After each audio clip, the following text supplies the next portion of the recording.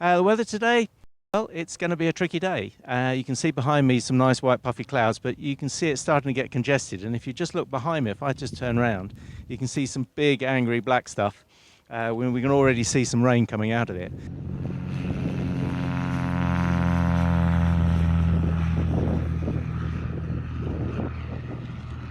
There's a very large thunderstorm shower, which is to our west, and that's causing us a few problems. So we cancel the race. The pilots are all flying at the moment, but they'll land whenever they feel comfortable, and we shall see if we get a better day tomorrow. But we've been a bit unlucky today with the storm, but tomorrow let's hope we're a bit luckier with the weather situation.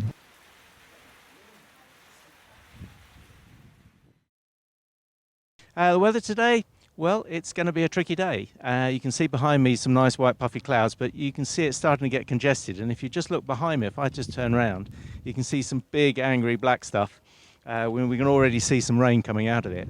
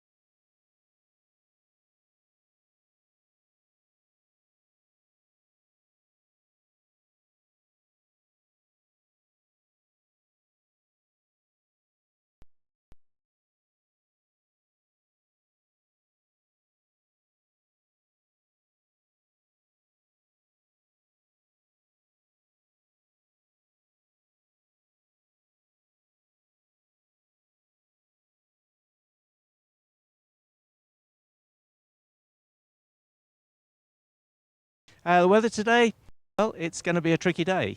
You can see behind me some nice white puffy clouds, but you can see it starting to get congested. And if you just look behind me, if I just turn around, you can see some big angry black stuff. When we can already see some rain coming out of it.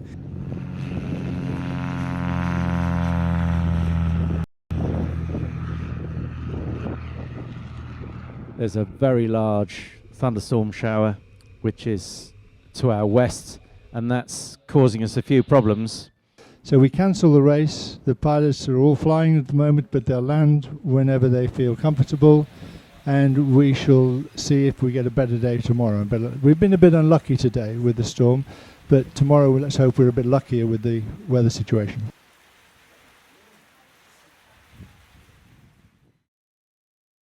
The weather today, well, it's going to be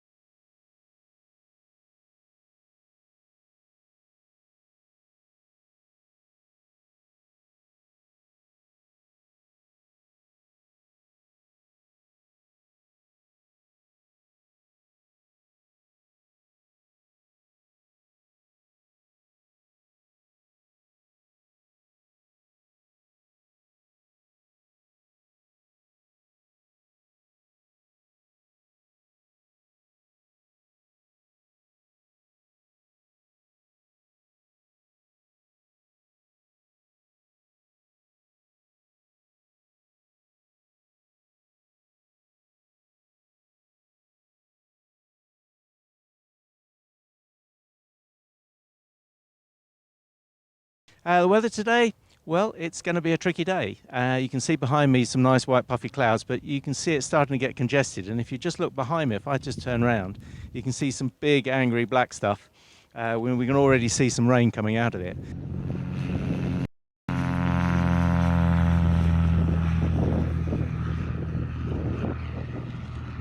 There's a very large thunderstorm shower which is to our west, and that's causing us a few problems. So we cancel the race. The pilots are all flying at the moment, but they'll land whenever they feel comfortable, and we shall see if we get a better day tomorrow. But we've been a bit unlucky today with the storm, but tomorrow let's hope we're a bit luckier with the weather situation.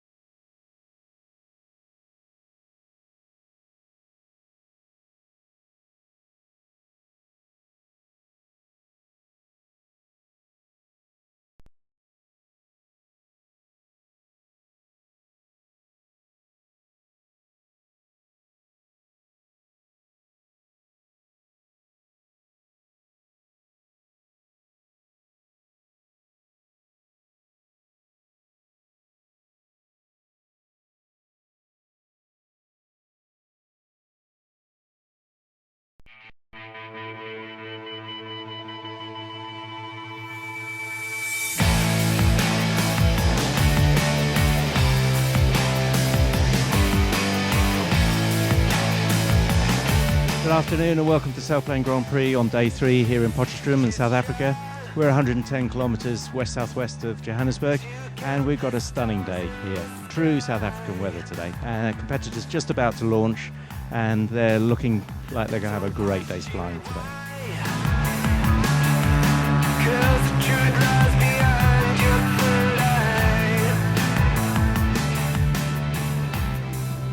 And here we are at day 3 at the Sailplane Grand Prix. Really interesting race today, 365 kilometres. The start was interesting, Brian. Yeah, they had a good clean start, but slightly different tactics from the field today. Some people came in well from the southeast and flew along the line and cut across it, and we saw the rest of the people going straight into the start point. Yeah, all very fast. Having to manage distance, time, altitude and speed rather than going along the line where you can just turn if there's nobody there, you could just turn when the gun went. From that start, they flew into really good conditions. On the first leg going out, we had good cumulus, a cloud base of 12,000 feet nearly, and there was no reason to turn. There's no reason to turn, but we did see a couple of people make a mistake, including Mike Young, who thought they'd got a good climb but didn't, and ended up at the back of the pack. It's clear on that first leg the people were going so fast that one turn cost you 2 kilometers. And they continued like this, all flying together with Vladas Matuza out in front, and good guys all flying together until about 15-20 kilometers before the first turning point. Yeah, and this is when we started to see Oscar and Peter Krajcek flying like you're in South Africa, hammer time, pushing really hard, and then actually taking a bit of a diversion near the first turn and going right to gain an extra bit of altitude before they came into the turn. That's right, and they gained altitude and a little bit of distance, and that allowed them to pull away on the second leg. Yeah, and further down the next leg, they were able to increase their distance by pushing even harder, flying 220 kph. And on that leg, the leaders, Oscar and Peter Krajcek, were flying 20 kilometers an hour faster than the people following them. Yeah, interesting that. The next leg, it started to slow down a little, and towards the end of the third leg, the chasing group actually caught them in the same climb. I think that certainly on that last long leg coming back towards Potchefstroom, the field compressed again a little, people started to catch up, but the catching up was because the conditions they were flying into were weaker, which meant that as they compressed, the actual time difference at the finish didn't change very much. And at the top of the last thermal, it was still Oscar and Peter who'd got the big advantage. Running into the last turn, Oscar behind, slowing down, gaining an extra metre here and a metre there, and in the end he managed to pull 200 metres on Peter Krajcek.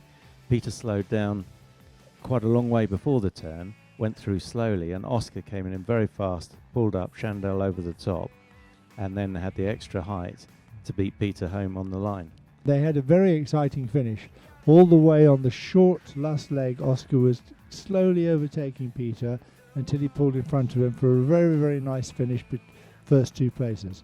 But the next fight for the third place was also very interesting today. Very close between Mike Young, and they all came round pretty much together, and it was actually very difficult from the ground to work out who was across the line first. That's right, and it was a very close finish for third place, which has now taken us into a really, really exciting overall situation.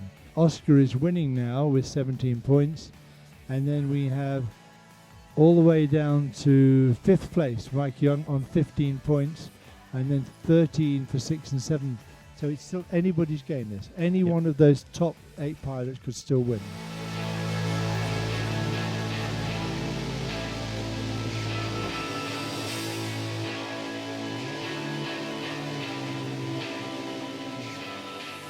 We have had a great day's racing, a fantastic day with high speeds, and all the pilots had a terrific competition. So we'd like to start with the third place, which is Andy Davis from Great Britain in X-Ray Zulu. And in second place today, from Czech Republic at 149.9 kilometers an hour, Peter Krajcek. And in first place today, from Sud-Afrique, we have in Oscar Golf, Oscar Hodrien at 150 kilometers an hour.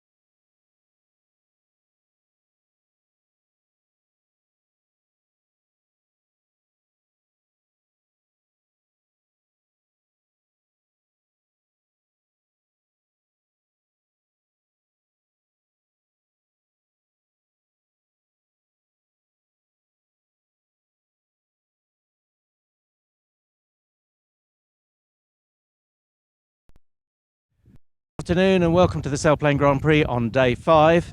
Weather's looking much better today. If you look behind me, you can see just the first signs of the first puffy clouds forming, but our weatherman is telling us that it will overdevelop later. So we're starting a little earlier today, and hopefully we'll get the pilots away and we'll get a good race in. Around 300 kilometres today. Hopefully they'll be going to the north, which looks good at the moment, but they'll leave that decision to the last minute. In terms of positions, nothing's changed since yesterday. Yesterday was abandoned because of the storm. In fact, the storm got very big indeed, and we ended up with a microburst over in Johannesburg. A lot of rain, a lot of flooding in Johannesburg yesterday. So, just to recap the results from day 3, in first place Oscar from South Africa, Peter Krajcek from the Czech Republic in second place, and third was Andy Davis. That leaves us with a very interesting situation overall.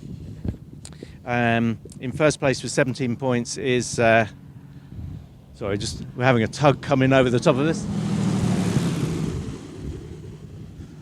Yeah, so in first place overall with 17 points is Oscar from South Africa, and then a really interesting situation with 4 pilots on 15 points in pretty much equal second place.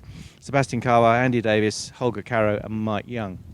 So still pretty much anything to play for at the moment. So scrubbed yesterday, the weather wasn't so good, but you're still in second place. It's not the second, it's second, third and fourth, and I think fifth also. Okay, it's many pilots in the same place. We have same points. And the weather today, looking good? It looks good, and the question was where is the place where thunderstorms will start first. So we know that the task Alpha is not possible to fly in the moment. So we'll probably go to... we already know that we'll go into task Charlie. So it's more to the north and then west, which is better. And your tactics for today? I don't tell you. I can't tell you. We won't tell you. I will fly as well as I can, you know. I hope that it's be more normal weather in this area and it's not too difficult to fly it. But it's always in the end who can be wiser to be in front on the right moment on the finish line. Indeed. Well, we look forward to seeing you there. Normally in the race it's like rolling chances, you know. The pilots that stay behind, they have better chances to overtake the first ones, and so it has to be that you are on the top in the right moment and you're thrown away. So that's your tactic really, to be in the right place at the right time. As usually. Good. Well, the best of luck, and we'll see you later. I believe you're still in the 0 Points Club. Yes, I like this club, but my fans, it's a little bit afraid and not happy with this. And now I change my clothes, especially to leave clean them for podium. Fantastic, that's good. So is this your lucky shirt? Yes, more or less. And tell me about the pilots at home. Are they following what you're doing? Sometimes yes, sometimes trying to do better. And what are the messages you're getting from home? Yes, go! Fly faster, what are you doing? Yes, but so they're following me, yeah. That's good. But seriously, they're all very good pilots here, aren't they? Yes. And you've been just outside the points on a couple of occasions. Can you get into the points? I think yes. I will try to avoid my mistakes, what I am doing in the second part of the flight, and I suppose it will help. Indeed. And so what are the mistakes you're making? Some crazy mistakes. I do not know. Not the right decision which clouds or track to use. It means to choose. This is my biggest mistake. Sometimes I want to be aggressive and... Oh. It's closed now. Yes, it's closed. Before I sit it was time to sit. Yes. And I am making the wrong decision. It means in the beginning I am flying aggressive. It's okay, and later on changing for more conservative decisions, and this is making not good results in the final. Okay, so you're going to stay aggressive all the way through?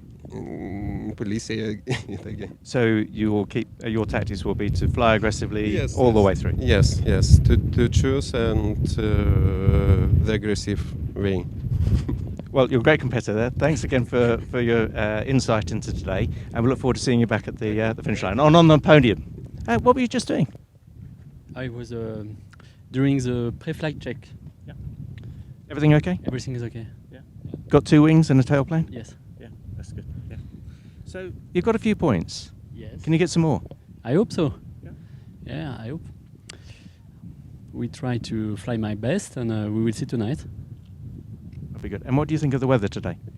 For the moment, it's look not so bad, but we start to see some build-ups over there. So it's going to be a little stormy maybe at the end of the flight. So the good thing is that we start all together, so it will be the same weather for everyone. And I hope we will have no problem to come back at the end of the task. Yeah, and they've changed the task to, is it task Charlie now? So you're going north first. Yes, I think it's better. Mm. Wise decision. Good. Well, best of luck today. Thank you. And we'll look forward to seeing you later. Thank you. Right. Okay. We've got Jan from Germany. He had an interesting day yesterday. He rather than coming back with all the other pilots, he decided he would go and start to try and fly the task, despite the thunderstorm coming. So he had a fantastic run, and we'll ask him about it and see what he has to say about it. So Jan, yeah, put your clothes back on. You had an interesting day yesterday. Yes, actually I did. Yeah, perfectly. So you decided not to come back, and you were going to go off and fly a bit of the task. But you were telling me earlier about this dust that you were following. Tell us a bit more about that. Yeah, actually I decided not to land immediately because I thought maybe everybody's going to land then. And the thunderstorm was coming in, and I thought it's going to be gusty anyway, so I just decided it's nothing bad about waiting a second. And I was finding perfect cloud streets heading towards the north, and I was like up to 115 kilometers north of the field. And when I was heading back, I was figuring out that this new air mass coming in was much closer than I expected it to be, and was heading towards Johannesburg airspace. So I just was following this cloud street back, and John Katz, he explained me what it was, like a microburst coming out of a thunderstorm, and this microburst, or this cold air mass outflow of the thunderstorm, is rolling for hundreds of kilometers and diminishing any thermals at all. And I was incredible seeing this like mini cold front going down to the ground before you got lots of lift, and in that sandy mini cold front or microburst, there was lots of turbulence and lots of downdrafts, like 5 meters per second. At a certain point I had to cross that air mass to get my final glide here, but I couldn't, so I landed in the field. Nice field? Great, yeah, nice field and great experience. I don't want to miss it, so definitely worth it. So you've met some of the South African farmers already? Yes, yes. It was hard to find somebody opening the lock of the gate, yeah. Good, okay. And for today? Yeah, I think maybe the clouds over there getting tall again, but I think today we can make it. Good. Yeah. Best of luck, and look forward to seeing you back here later. And that's probably it from the grid. We'll go back to the commentary box and bring you the race live.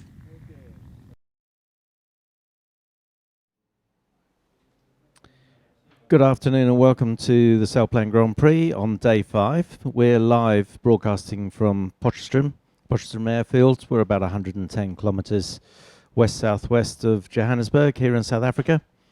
Lovely sunny day outside. We've launched the grids. All the pilots, last one just went past the window a second ago. So we're expecting a start around the 12:30 mark, but it might be delayed, but we'll check with Brian to find out whether that's going to happen or not. Weather conditions today, certainly better than yesterday. Yesterday we really struggled, didn't quite get all the gliders launched as early as we'd hoped, and the weather closed in, so we had to cancel the day. But today's looking a lot better. We're expecting cloud base somewhere between 10 and 11,000 feet locally, and to the south and to the north about 12,000 feet. Winds is a little stronger today than it was yesterday. On the ground, it's about 10 knots from the north or northwest, and we're expecting that to be 20 knots at flying height today. Risk of overdevelopment, so that's the reason why they've launched early. We've had a choice of 3 tasks, and we're actually now on task Charlie, which is 275 kilometres. So from the start here in Potchefstroom, they will fly northwest up to turnpoint 1, Vetpan. Lots of pans or salt pans around this area is the first turnpoint. With Benji just giving us the start line view and looking up the track to the first turnpoint. That's 104 kilometres. Sorry, 73 kilometres. It's turnpoint number 104. Sorry about that. And then from there they turn left and head southwest to Gerda. I've no idea where that is. I haven't been there yet. And that's a leg of 81 kilometres. And from there they turn back towards the airfield at Boskop, a cop being a small hill, towards the turnpoint over the N12, and then back to the Potch Club for the finish. So total distance of 275 kilometres and a bit of small change. Start altitude today is again 8,000 feet, even though convection's probably up to 10 or 11,000 feet. And the finish altitude, 4,800 feet today, so 300 feet above the airfield. All the pilots now climbing well. They're up to the 3,400 metre mark, so actually it looks like 12,000 feet locally. So conditions probably a little better than we'd expected. Just glimpsing out the window, we can start to see a bit of development. In fact, to our south, we've got towering cumulus, so it looks like a good choice to have gone to the north today. In terms of race results, without a race yesterday, the results from day 3, in third place was Andy Davis, and second was Peter Krajcek from the Czech Republic, and then Oscar from South Africa, flying at 150.1 kilometres an hour average. Got him 10 points, and that gives us an overall standings with Oscar out in front with 17 points. And then we have 4 competitors on 15 points, split only by countback: Sebastian Kawa, Andy Davis, Holger Caro and Mike Young. And then on 13 points we've got Simon Schroeder and Peter Krajcek. 11 points from France, Christophe Abadé and Jean-Denis Barrault on 8 points. Still everything to play for. We should still have 3 more days racing. Several competitors still in the 0 points club. Getting quite exclusive now. We've got John Coots flying a LAC 17B, Vladis Matuza from Lithuania, Carlos Roca Vidal from Chile, Freddie Barthélemy from France, and Matthias Stern from Germany, still on the 0 points. But even now, with 3 days to go, actually any one of these pilots could theoretically still win the competition, so all to play for. We're just waiting for the latest news from the race control. It looks like there may well be a delay of about 10 minutes. So that's a start time locally of 12:40. So we'll keep you up to date. Yes, in fact, we've got the start time confirmed as in 18 minutes and 15 seconds. You can see at the top of the screen. So what we'll do is just keep an eye on where the competitors are and what their climb rates are and the altitudes. Everybody climbing well. Looks like 3,500 meters is the top of convection. And we'll try and grab a few people to have a chat with us about the rules. In fact, we have René Vidal here from Chile, who's our referee for this event. And we'll just ask him some awkward questions about The start line. We've got a 5 kilometre start line, and an altitude of 8,000 feet, and then a start speed of 175 kilometres an hour. 170 kilometres an hour, so 91 knots. Why have we got that limit when they can climb to 10, 12,000 feet? Well, basically, we can put it high as we want, but we have to remember that the Grand Prix is an event that is created for audience. And with that altitude, it's very easy to see the gliders when they are passing the start line. That makes it very comfortable to watch here, and that, I believe, is one of the reasons. Yeah. Okay. And the reason for having a speed limit at the start, because you could climb to 1,000 feet and just point at the ground and go through the start line at the fastest the glider could go. Why are we stopping them doing that? Well, that's also a fair and safety issue, and we don't want gliders to be overtaking other gliders in the start line, which is a very critical moment. We want all to be with the same distance they started a few kilometers before, so we don't have any safety problems with that. All the rules we have are based on safety and fairness of the game, and we have proved that with so many years that it works really well. So we have to stick on that. So this is a bit like a rolling start in some of the Grand Prix type racing that Exactly. we see in the cars. Yeah, okay. So you're getting everybody to go at the same speed at the same time across the line. Was after all, this is a non-contact sport. Yeah. A non-contact sport. Oh, So yes, yeah. yes. So it's not like rugby where you bump into each other. This is Exactly. Exactly. Absolutely.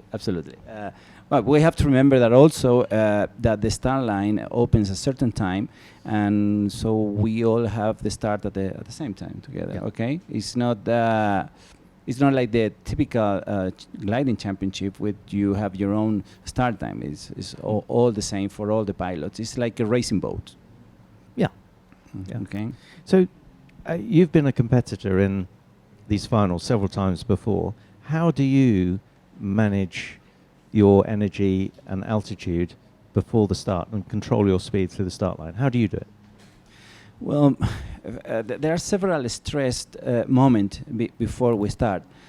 First of all, to climb, to be above the start altitude is quite a stress moment if you are having hard time trying to get the thermals, because you have a certain time, and that puts a lot of pressure, and that can really affect you. It's a very stressful moment. We have to calibrate the altitude, and there is some techniques of calculating how much distance we cover. For example, every minute for 170 kilometers per hour ground speed, so we can be certain kilometers behind the start line before crossing it. So because the closest you cross the line with the opening, the better chances you have. Yeah. And we also need to be, of course, higher than the start altitude to make sure with the air brakes that we will. So we have to control the speed and the altitude. Several, maybe 10 or 12 kilometers before the start line, so you know exactly how much time it takes you to move certain distance, so you don't make a big mistake, because that's it. I mean, you start wrong, and that will cost you a lot of points. Yeah. A lot of points. Okay. So the competitors at the moment, with 13 and a half minutes to go, they're just staying up high, keeping cool. They're not too far from the start line. Exactly. We also have to remember that they have to be behind the start extended line.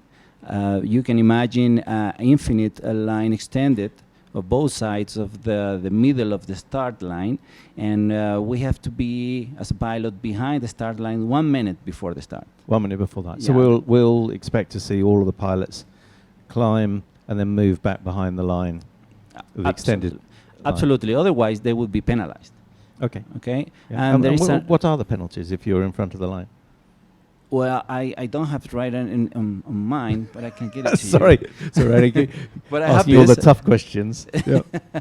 Yeah, we'll come back to that one. So we're just watching. Quite a few of the competitors have flown a little way up the first leg just to see what the conditions are like, just sampling what's going on. We can see Holger Carroll there and Sebastian in Evo, and Jan Omsel's there right up about a third of the way up the track. And they're just making their way back towards the start line. And we've got 12 minutes and 20 seconds to go. Sebastian there, 3,000 meters, just coming back, trickling back 160 kph. Just relaxed, and Holger just a little bit quicker. All right. Yeah, and René, you got it on your phone there. That's great. Yeah, here is a penalties sheet. for being over the line. Exactly, 1 there are minute several beforehand. penalties here I have in my hand. And for example, if you make it's time spent outside the extended start area, you can have the time you were before the minute times 2. Oh, okay. Okay, so Yep. if you are 1 minute, you have 2 minutes penalty. Oh, wow. Okay, that's quite significant. And that's a lot. If you remember the finals, the last races, in the first 2 or 3 places, you can have 20 or 30 seconds difference between and it's a lot of points only for a few seconds. For example, there's another interesting penalty. That's part of the stress we have in the air. For example, if you start before the start line is open, you can have the time that you passed in advance times 10. Oh, okay. That's a very strong way. Yeah. So if you're 10 seconds in front, you're going to end up with 100 At seconds. 100 seconds. Okay. So that's very rough. So can you turn around and come back? Well, you can, but you can be disqualified. Oh, okay. Was that Because dangerous? It is absolutely dangerous. You after the start, you have 2 minutes where you cannot turn back Mm-hmm. because you can face a pilot coming the other direction, and that's one of the most dangerous moment, and you can be disqualified for that day. Yeah. And one of the other rules is, I think it's with 5 minutes to go, you can only turn left. Yes, but only in the start area. Okay. Which I don't know if my English is too good to explain it, but it's an arc with a radius of half of the start line behind the start area. Okay. Yeah, no, that sounds great. Sounds great. So it's a semicircle. Yeah, semicircle. Yeah. Semicircle, and you cannot turn to the right within 5 minutes. You can have big penalties also.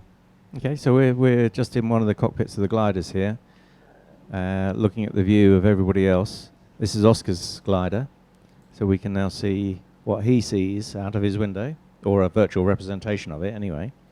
He's 3,300 meters.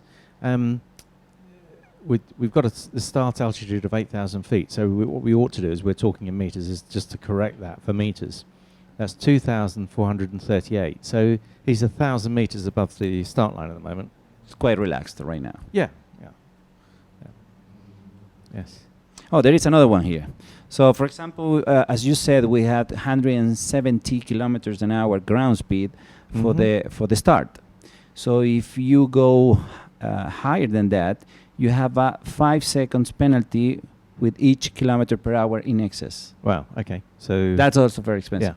Yeah. It looks expensive. Yeah. It is. Yeah. It is. It's very easy to take 5 or 10 kilometers per hour, and I give you another 50 seconds, which is almost a minute. Okay. So we've got 9 minutes to go, and the competitors slowly working their way back behind the line. For those of you that were expecting that we would have started by now, we've actually got a 10-minute delay. We were just a little bit late in launching.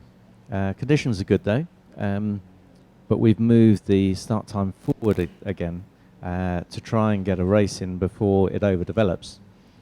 And just looking out the window, we can definitely see to the south that some of the cumulus are starting to tower, and can't see any rain yet to the south, but the race officials here, Brian and the team, have decided to send the task to the north first, away from the overdevelopment, which seems very sensible to me. In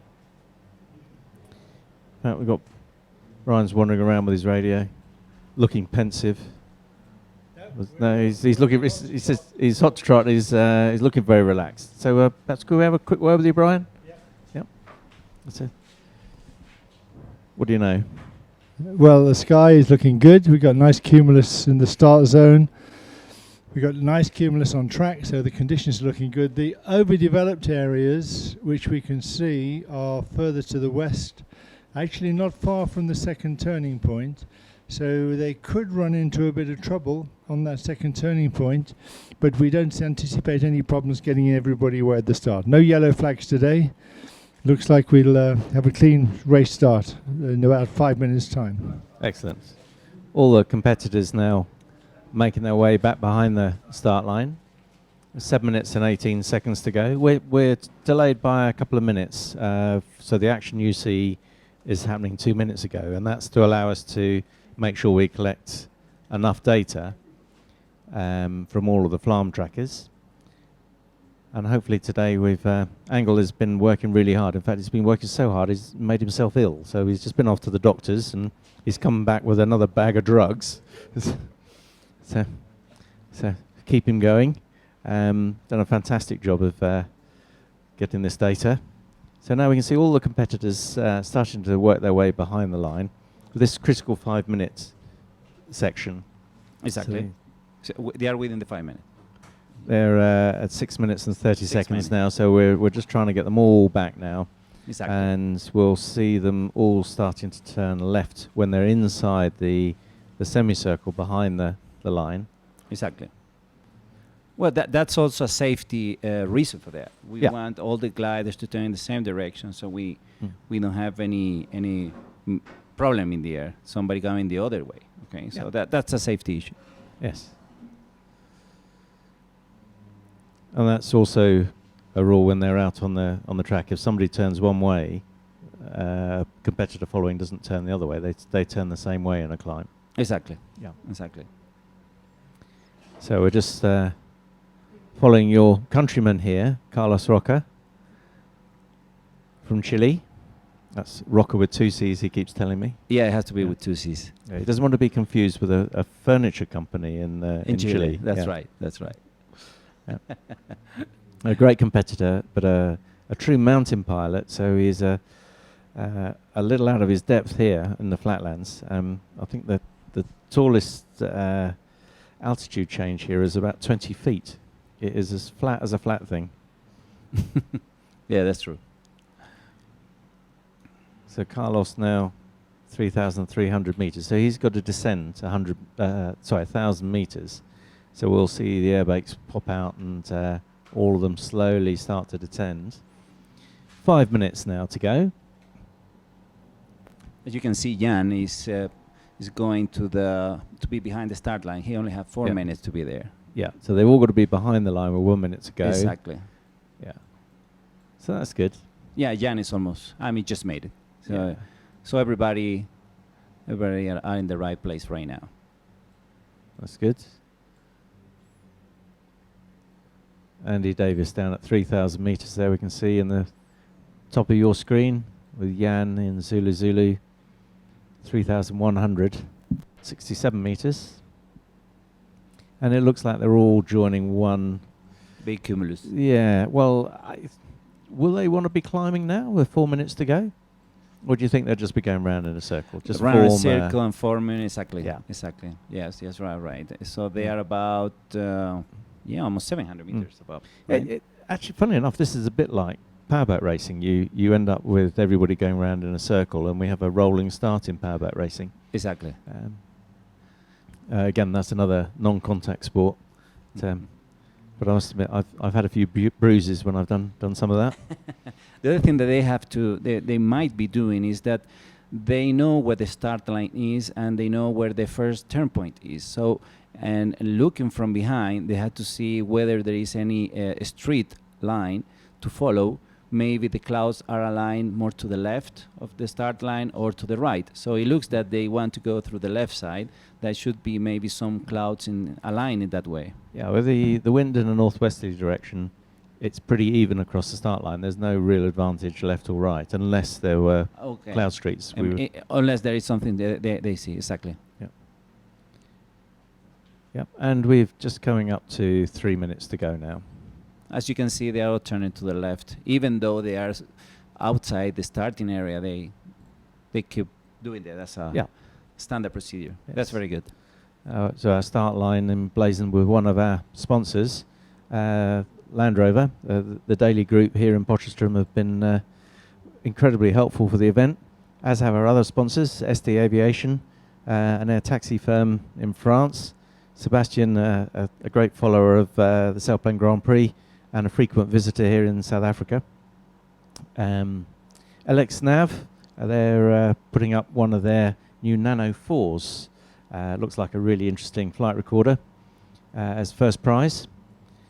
And Jonker Sailplanes, whose home base here is actually at Potchefstroom, providing support to the organisation. The guys have been doing the weighing, and when we've had the odd little fiddly bit that's broken, they've been over here sorting it out. As we watch the competitors just slowly descending down to the start altitude of 2,438 metres, and we've got 1 minute and 45 seconds to go, or thereabouts. And we've got, yeah, there's a character just popped his head around the door. There's Ace Jonker. Yeah, come on, Ace. Come and have a chat.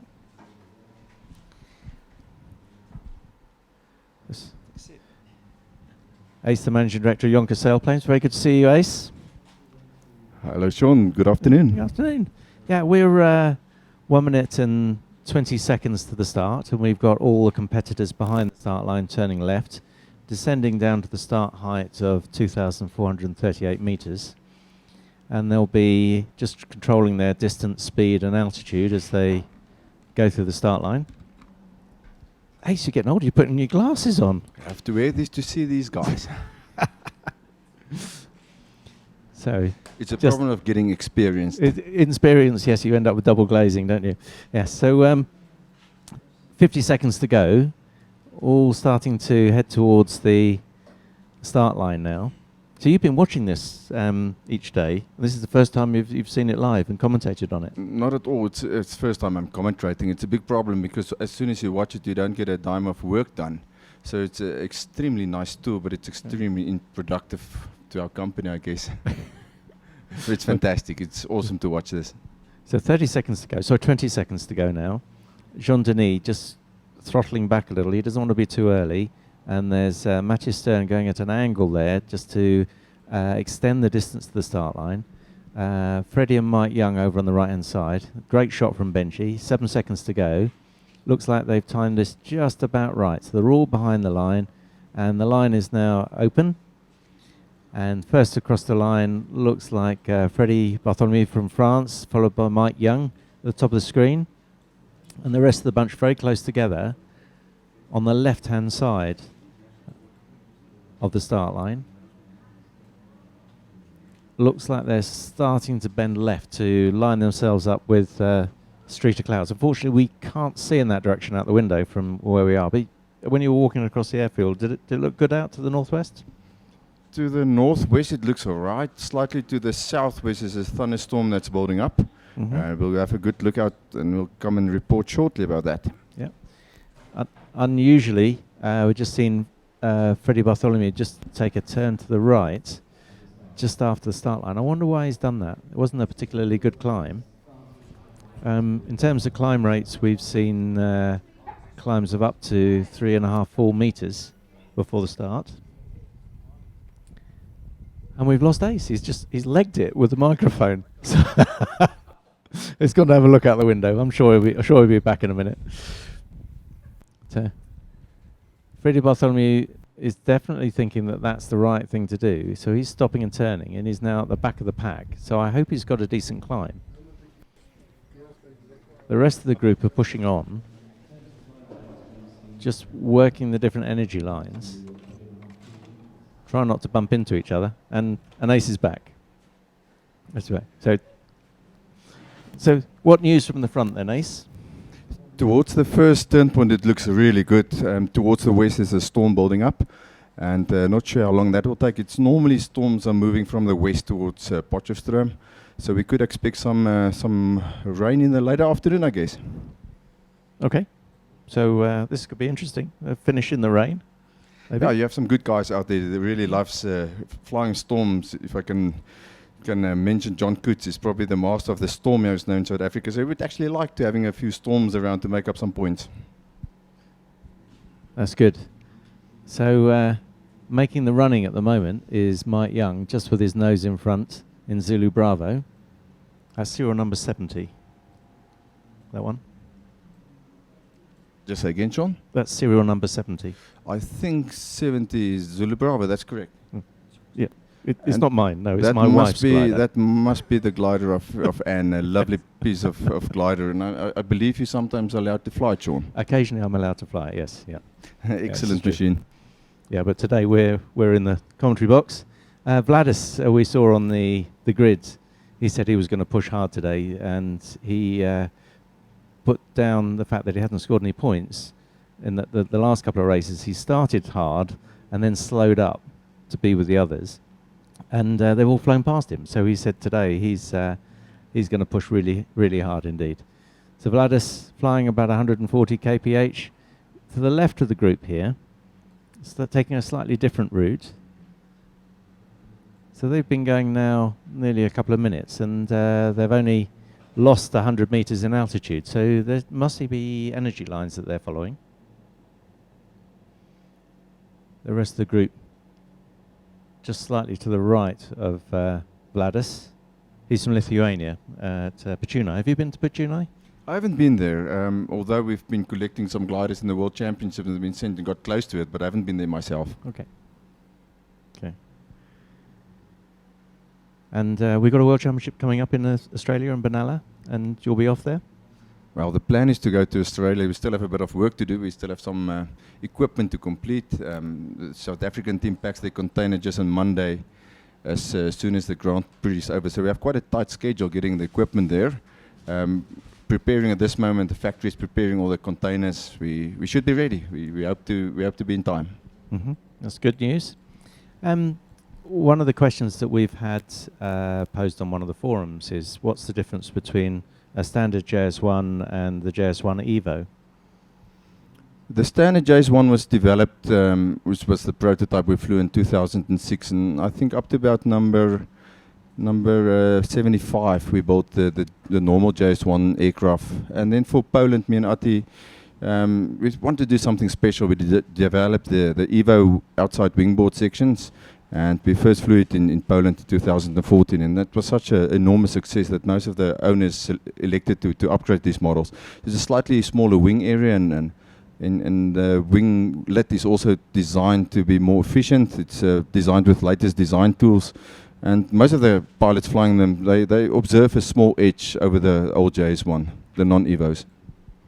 Yeah, so I guess if you paid €9,000 for a set of wingtips, you'd say it was better than the last set you had? I still have my Cirrus, and that costs also about €9,000. So I think the price seems a bit unfair, but it's quite a lot of development work going into it, and then the certification adds up. So the cost of the tips are obviously not that expensive, but you have to cover your overheads with developing a new product and have it certified. Yeah. I'm just pulling your leg, Ace. Don't worry. Well, it's expensive. I wouldn't pay for that. No, it's an expensive sport.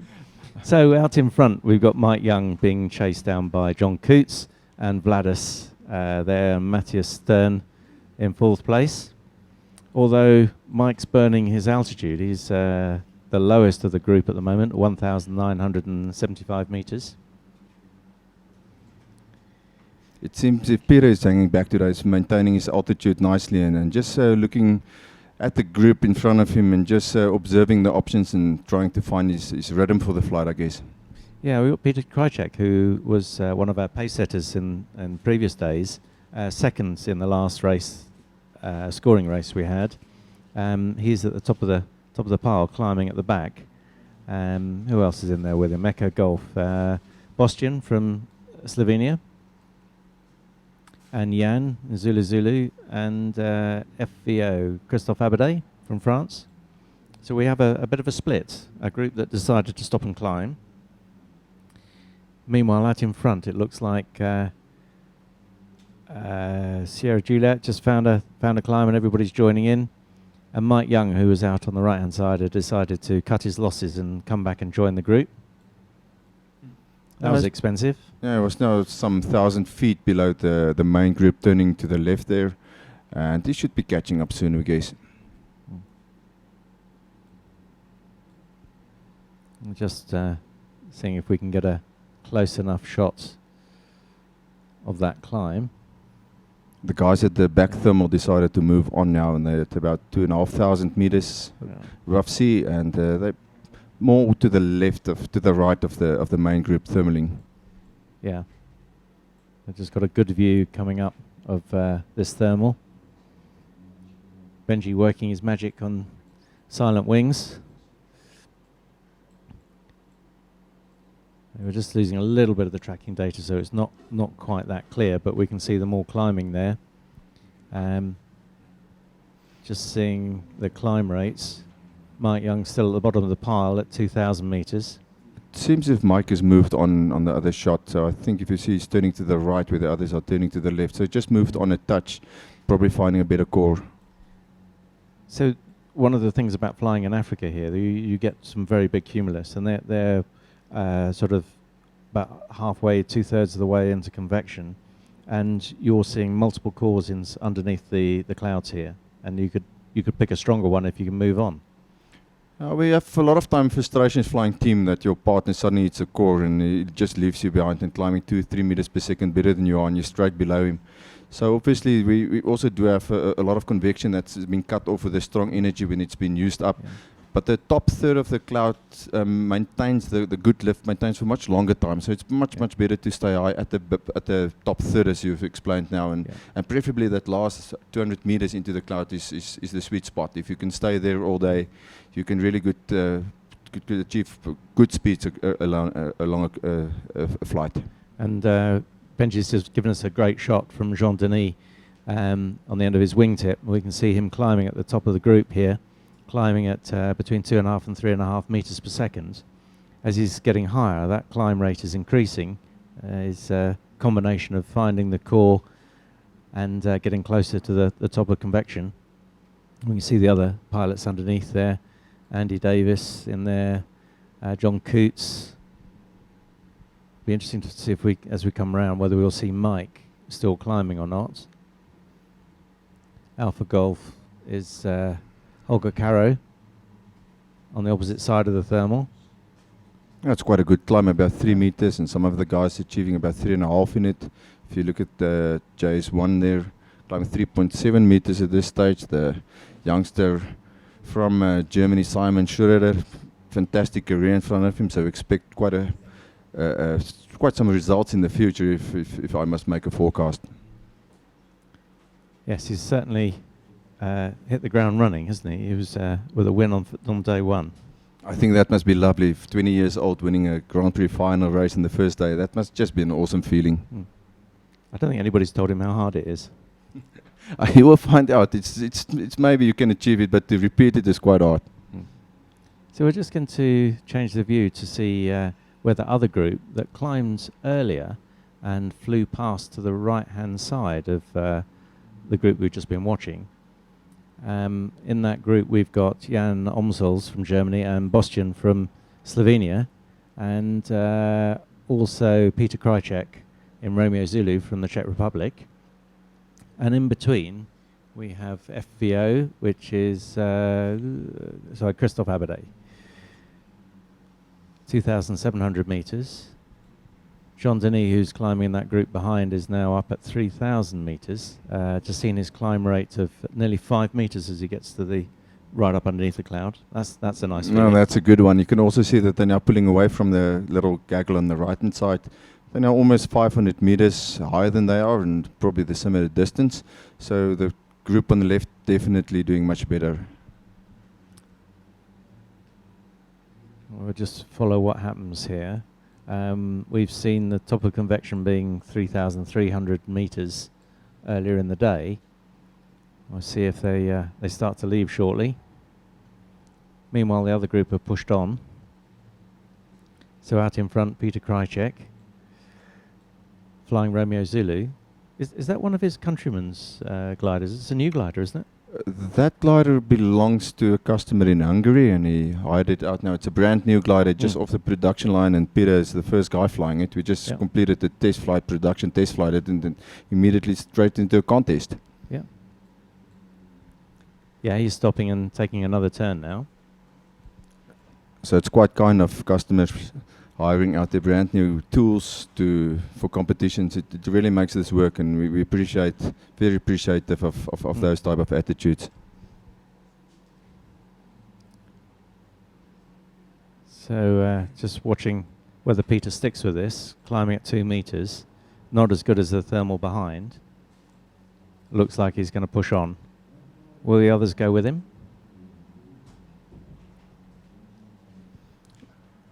It seems as though the first group has reached the top of the climb at about 3,300 meters and pushing on now. Peter just taking one more turn.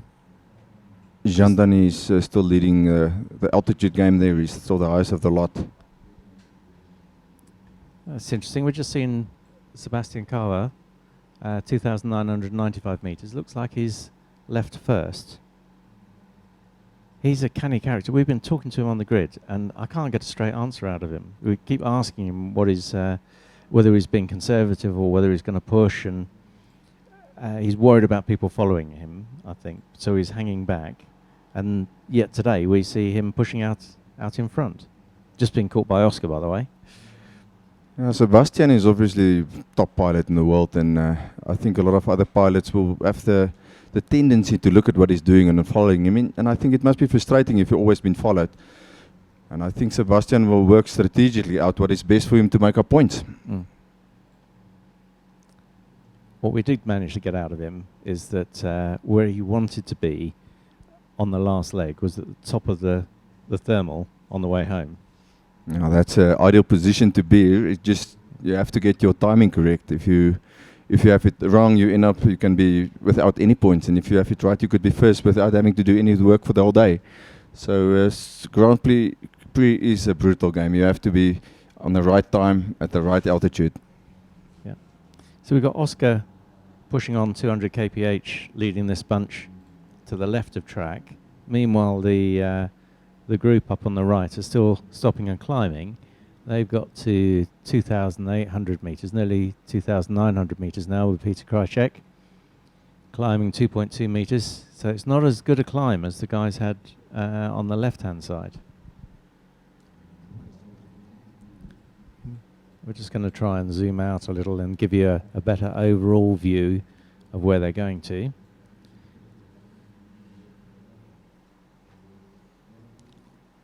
Although the group on the right did not have the same climb, it seems if they have not lost in altitude so much. The more straight route have a small advantage. They did lose out a bit, about 200 meters they lost on the group to the left. And we've got Mike Young there at the back of the pile. I don't know what Mike's been up to. Pushing ahead, didn't get the right run of energy, couldn't get a climb, and he's lost touch with this group. Be interesting to see if he can pull his way through.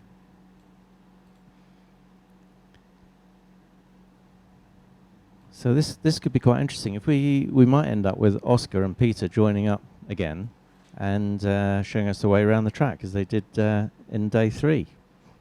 Oscar loves strong weather. He's one of our best strong weather pilots, and when it's good and good going, it's hard to keep up. If he gets his nose in front, it's difficult. He's making very little mistakes in strong weather. Mm. Nice to see Luciano on Oscar's tail there. Luciano from Italy flies at the club of Varese, where our last GP final was. A fantastic setting, probably the most beautiful gliding site I've ever been to, with Monte Rosa at the end of the runway. It was absolutely stunning. Yeah, stunning place to fly. It was also wonderful to watch the Grand Prix from there. A bit more spectacular when we do it in the mountains than in the flatlands, but we do have the storms here, which creates a new set of problems to the pilots. Yes, we have moving mountains here. Big moving mountains. So the group that went to the left are coming back to the right, and the group on the right are heading straight towards the turnpoint. Peter Krajcek out in front. The difference in altitude now is only 100 meters. Oscar not wanting to let them get away, so he's pushing pretty hard now. Luciano, hot on his heels, been given a lesson of how to fly fast at 210, 215 kph. Sebastian, as he said to us on the grid, being a little higher, and flying a little slower, watching what's happening in front of him, controlling the group behind him. Yeah, so is Jean Denis flying in Juliet Delta. Is still the highest of the group there and maintaining his altitude. Just Fox Victor Oscar Christopher Abadi, that's slightly higher than he is at this moment, but a little further behind.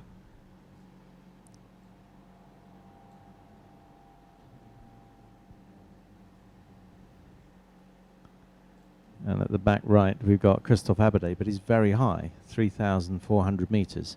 So it looks like he's off the back of the pack, but he can convert that altitude into speed and catch them all up. He's also following the left-hand track now, probably towards the same cloud street that the group in front is at that good climb. And if he's following a good line, being at cloud base, you could really make up some distance. It's interesting today. Previous days they've all just been following each other, and today actually we've seen quite a lot of early decisions to go left or right. Makes it a little bit more interesting to watch. Yeah, definitely. If you have two cloud streets not running straight to the turn point, you have to make a decision. Is it upwind or downwind, and which one is the freshest one? And not always easy to determine which is the best run. Having a view from the top, after a while we could clearly see which would have been the best decision. Not so clear to see right now. Yeah, Peter Krajcek out in the lead, followed by Oscar. He's probably half a kilometre behind, but 100 metres higher. So they're pretty even. And Luciano hanging on in there. Great to see him pushing hard. Luciano's flying Sierra. That's Sierra number 3, JS1. And that's one of the older ones. The second oldest one in the group is still the A model. It's a slightly larger fin, but very nice aircraft to fly.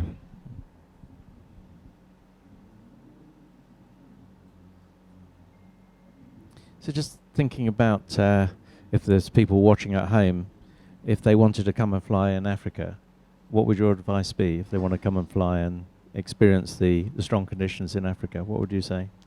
Well, obviously the South Africa we can fly the whole year, around the whole year. In winter time we have blue conditions, and it's not so nice. It's typically lower 1,000 meter maximum altitudes and slowish lift. But then when the summer appears, especially in the early part of the summer like now, you could have fantastic days with 1,000 kilometers.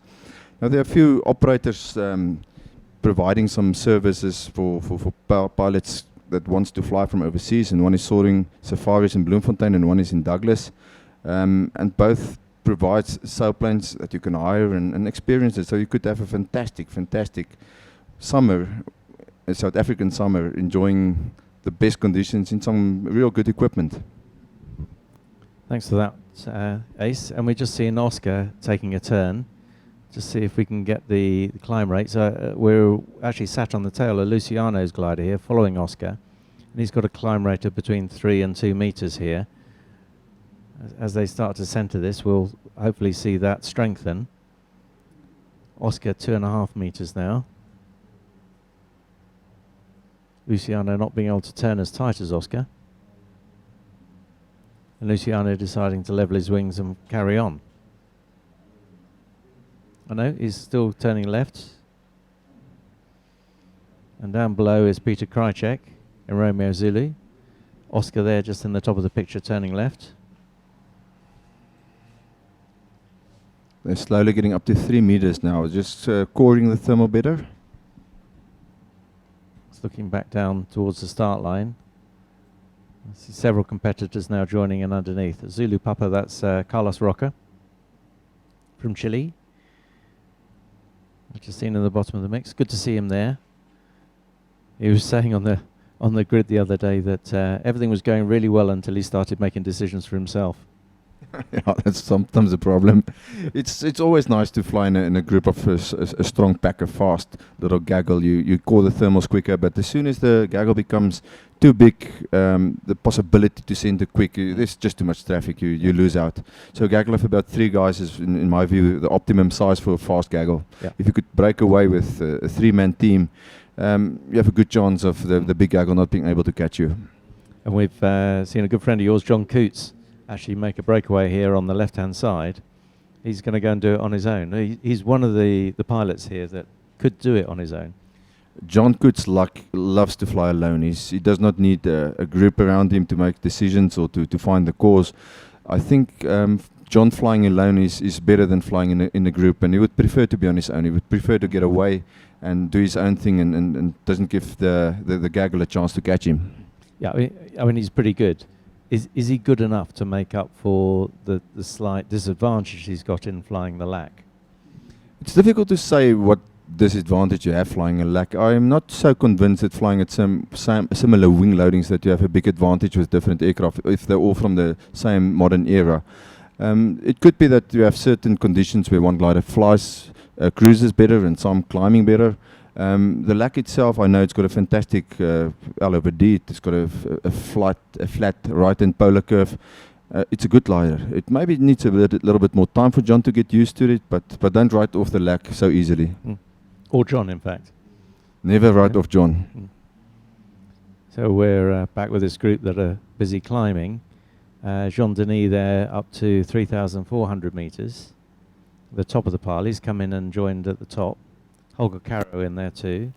Mike Young looks like he's pushed on through 2,400 meters. So he's the same sort of height as John Coots, but over to the right-hand side.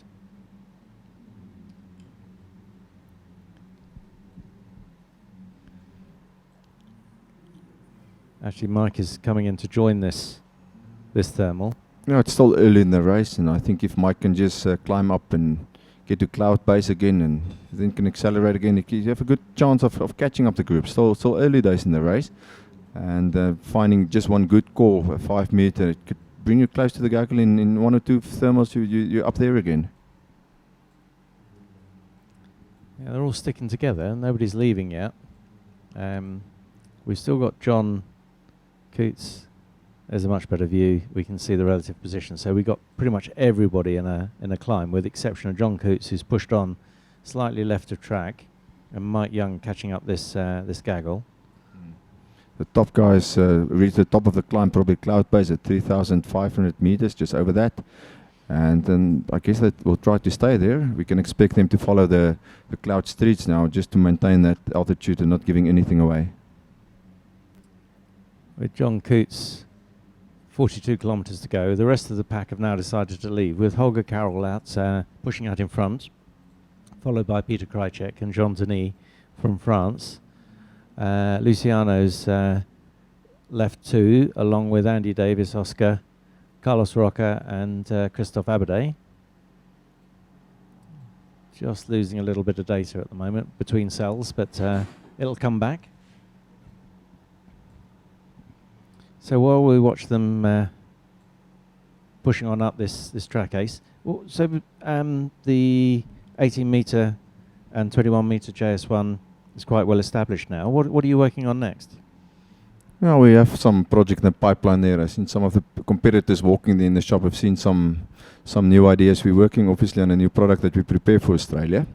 There's still a lot of water that needs to fill the sea before we will be able to test flight, but probably in the next 6 weeks or so. So we're working on a smaller wingspan aircraft at this moment. A very exciting project. I think that's no secret in the world any longer. So we have not released technical data on it. We first would like to establish some good flight tests and performance on it before we were prepared to release something. But it's some exciting stuff. It's a real exciting, little strong. It's a big, strong engineering team that put a lot of effort into a new product, which we think could quite be popular in the future. That's what we're working for, giving customers the best possible product that we can make. So a 15 metre glider. Oh, you're putting some difficult questions on it. Well, it's smaller than an 18 metre glider. It's slightly smaller than 18 meters, so you could imagine it will not be 18 then, and it will be smaller and it will be good. Mm-hmm. Okay, and what about the self-launcher? We've been completing most of the design work on the self-launcher. The fuselage molds have been completed. Because we're designing a new cockpit and new ergonomics inside the sailplanes, which we think will be good thing for the future. We first established this new smaller glider. We're going to copy the same parts and the same philosophy we use in the cockpit across to to the self-launcher. So those some of the cockpit parts have not been completed, but they'll use the same parts as the new one, which we'll call the JS3, by the way.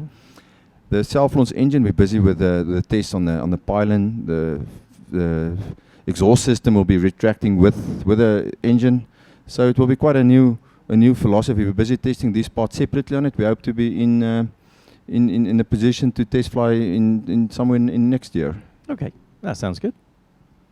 The self-launching market is very big in Europe. Yeah, it's a really big market. It's a market that we tried to avoid for many years. But obviously the biggest market requires self-launching independence. You don't have so many tow planes around at clubs available during the week especially. So especially if guys are having more time available, that's possibilities to fly during the week, you have to have a self-launcher. That independence is really something that most pilots need. We don't particularly think that the self-launcher in the smaller classes is a competitive aircraft, so you will not find the top pilots flying self-launchers in, for example, the 18-meter class. But from 21 meters and up, we see no problem having a self-launcher and almost no disadvantage having an engine on board. Yeah, in fact, in most World Championships, the bulk of the open class is self-launching gliders. Yeah, I think the JS1 is probably one of the only ones without a self-launcher, so we're only sitting with a sustainer in the JS1, and that is something the customers ask us. They would like to have a self-launch solution.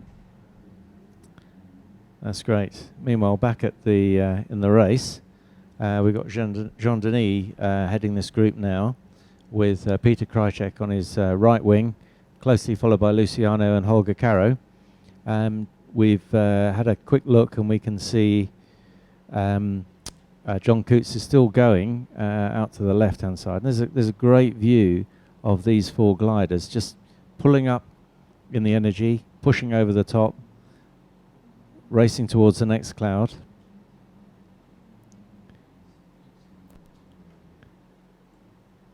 Just watching Jean Denis building his speed, 210 kilometers an hour now. When we were following Oscar the other day, he seemed to have two speeds, 220 kilometers an hour or 120. Yeah, I think Oscar is really showing us all how to fly fast. He's got the ability to maintain quite a good light angle at high speeds. He loves flying over 200 kilometers an hour and pushing quite hard, and then at that speed he's able to find the core of the thermal. So it's good to watch Oscar when he's in form. Indeed. Didn't have such a good first day. He wasn't in the points the first day, but he's certainly up there now, leading the pack with 17 points. Now, the first day was not the typical South African day, more European conditions, and we're actually surprised that our South Africans managed to finish the task. Yes, you guys fly in Europe. We know you fly in Europe. Oscar will kill us if he hear me now. Yeah. So with 23 kilometers to go, or just under 24 kilometers, Jean Denis Barrault from France, Oscar not far away from him, Holger Carroll, Peter Krajcek, Luciano, Andy Davis, all in the mix there. We're not quite sure what's going on with John Coots here. We might have lost a bit of data. I'm sure it'll pop back up a little further up the screen. We can now see the relative position of where they are to the turn point, and from there they'll be heading southwest, and the next leg is 81 kilometers. So they're going up to Vetterpan at the moment. Vetpan. Saltpan? Well, in Afrikaans you will call it vetpan, but it's in English the direct translation is fat pan. Oh, fat pan. Okay, right. And is it a salt pan? I'm not exactly sure. You know, you've got lots of these farmers giving names to their farms, and that could be just a pan on their specific farm. I don't think there's any mining activities there. I'm sure it's just agricultural. Okay. And then from there, they've got an 81 kilometer trip down to turn point 2. That will take them probably closer to the storm. If you see the storms developing more to the west, we can expect on the second leg that these guys will be affected by the thunderstorm developing there. And we may see some interesting changes for guys hitting the storm on the right side. Okie doke. Yeah, we're just sitting on the tail of Luciano here. So this is the first time Luciano's been with the leading group. What would you be thinking if you were where he is right now? Well, if you're slightly below in altitude, you always feel a little bit of pressure on you. So it's always nice if you're slightly behind and slightly higher. But if you're now in a position where you're slightly lower, you always feel that pressure. It feels if the guys in front cause the thermal better, getting the better climbs. Yeah. It's probably just psychological, but it's a problem. It's a problem being below. So if I were you, I would just try to find that core, just climb it to the top and get into the same energy band and then race with the guys. In fact, he's just taken a turn at the moment. And just joining us in the commentary box, we've got Eric, the French team manager, team captain, who's going to give us his insights in what's happening with the French team. So we'll thank Ace. Thank you very much indeed for your insights for today. Thank you, Sean. It is lovely to be here with you. It's a fantastic job. It's awesome sitting here in the control office with all these screens and see all the information. It's absolutely lovely, and I think it's a wonderful thing of Sailplane Grand Prix to show what's happening in the sky. It's lovely. I'm going to waste now a lot of time at my own PC and don't get a piece of work done. Thanks, Sean. Well done. Thanks again, Ace. Cheers. And we'll see you later for the factory tour. So we've Eric's just staring over Benji's shoulder just to get an update of where everything is. And I'll just get Eric sat down. Eric Napoleon, French team manager, team coach, and twice world champion. And nice to have you sat next to me again. The last time was in Sisteron, I remember, 2 or 3 years ago. That's right. It was a really good memory. We have a lot of story about Sisteron. Yes, it was great fun, wasn't it? It was good fun. So, your French boys have been having mixed results so far this week. Yeah, so for me, it's not easy to make some comments about here because it don't look Sisteron, you know? It's not Sisteron, this is true. So many mountain myths. Yeah. Yes, there are absolutely no mountains here. But I try. Yeah. So yes, we have a good beginning of this task, but we have a big mistake on the last task. The French pilot miss to climb, and they are a little bit disappointed about. But now it looks good. The departure since 30 minutes it looks good for almost 2 or 3 pilots. They're in the group. Yeah, they're in the mix. But this game of Sailplane Grand Prix racing is absolutely brutal. You make one mistake and you get left so far behind, like Mike Young did today. He struck out in front, got low, and now he's playing catch up. Yeah, it's so difficult when you start and the regatta start like this because the cloud base, the start is only 1,000 above meter, and we need to climb quickly on the cloud base because after your ground speed is really high, so you have pressure to climb. And every time you push, you try to keep the good lift, but it's not so easy. Sometimes you think the big lift is under the big clouds, but if you are a little bit too low, you cannot catch it. Yes. Yeah, it's difficult to find out where it is. They are so big. You need to get the right core as well. Yeah, I think it's very difficult for the pilot to climb on the cloud base because after your ground speed is good and you can manage with more easy flying, you can show the speed. But when you are behind and you didn't climb very well, you are not very good position. Huh? So we're just watching this group climbing. Oscar, they're climbing nearly 3 meters with, I was just trying to work out his distance to go. He's got 18, 19 kilometers to go. Christophe Abadé just leaving that group. Peter Krychek must have snuck away in Romeo Zulu. He's top of the screen there. He's 13 kilometers to run. Peter is pushing very well today. He is, yeah. Yeah. He was learning with Oscar the other day. Yeah, we saw 2 solutions on the beginning of this task, and after they mixed, every pilot was on the same lift, and now they are really high. The cloud base are high today, huh? Yes, we've got Christophe Abadé up at 3,600 meters, but Peter Krychek there 2,800, but he's pushed out in front. Do you have an idea about the average speed for this moment? The average speed. Average speed of the it's a bit slower than it was the other day, that's for sure. It looks to be around the 130 to 140 kph mark. So nothing quite like the speeds we Just saw start the other 40. day. They Benji's lose a busy lot of just time to trying climb. Huh? Yeah, they want to stay high today by the look of it. Perhaps they're looking down the next leg and perhaps the weather's not looking quite so good. So out in front we've got Peter Krajcek on his own, 2,800 meters, flying at 200 kph, looking for a climb. And we reckon he's got 9 kilometers to the turn. With the winds from the northwest here, it's not a big problem to be middle of convection. You don't want to be too low, but you don't need to be high to go in here, do you? When you are outside, we can observe very long line of clouds. But when we can see on the screen, it's not so easy to climb on the cloud base. But outside, it looks really good. Yeah, yeah. In fact, Benji's been working the calculations out, and actually their average speed at the moment is only 106 kph. So we're Thanks, expecting that to Benji. pick up. He's a good guy, isn't he? He's Really good doing all guy. the sums, yeah. And he's busy making. The And you know silent he has a wings. good brain. He has a great brain. Yes, yes. Yeah. We're just losing a little bit of data as they get up towards the top turn point.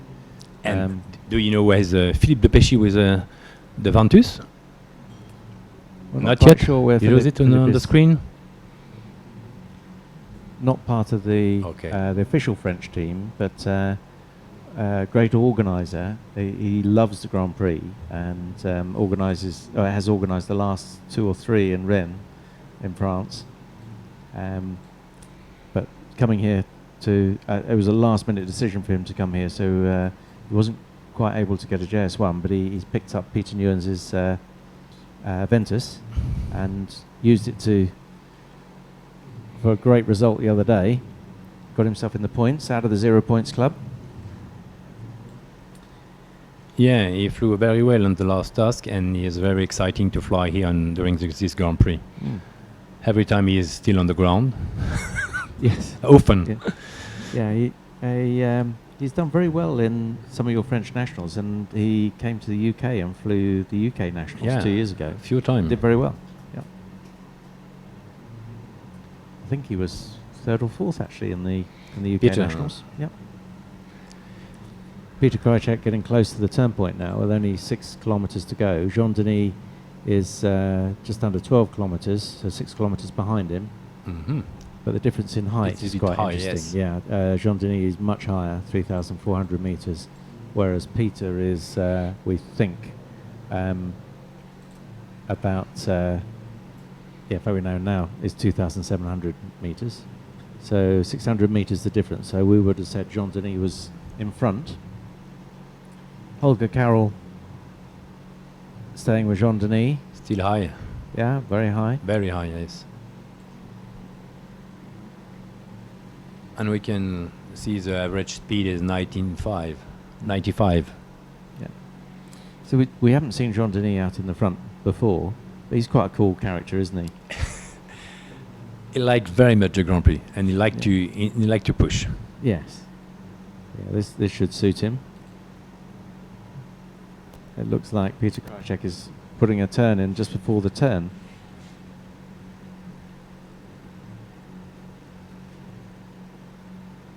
He's just looking at his climb rates. It's not the best of climbs. Do you Can he have center some it? view around Sébastien? And Handy? Unfortunately, we don't have much data at the moment. Okay. But we'll just follow these guys at the moment. We know the others won't be far behind, and as they go around this turn point, they come into range of one of the other transmitters or receivers. So we'd expect to pick up the data again. So this competition, the timing of it is not great when you've got a World Championship in Australia as well. How do you split the resources in France to get competitors to come here and also to go to Benalla in Australia? Was that a difficult decision for you to make? Yes, it's a bit difficult for the French because you are really busy this year with Benalla and the Grand Prix. But you know, the Grand Prix in France is a bit a different view, more private, individual spirit. Yes. That Okay. Yeah. Yeah. That's fair. I didn't mean to ask you an awkward question. Yeah.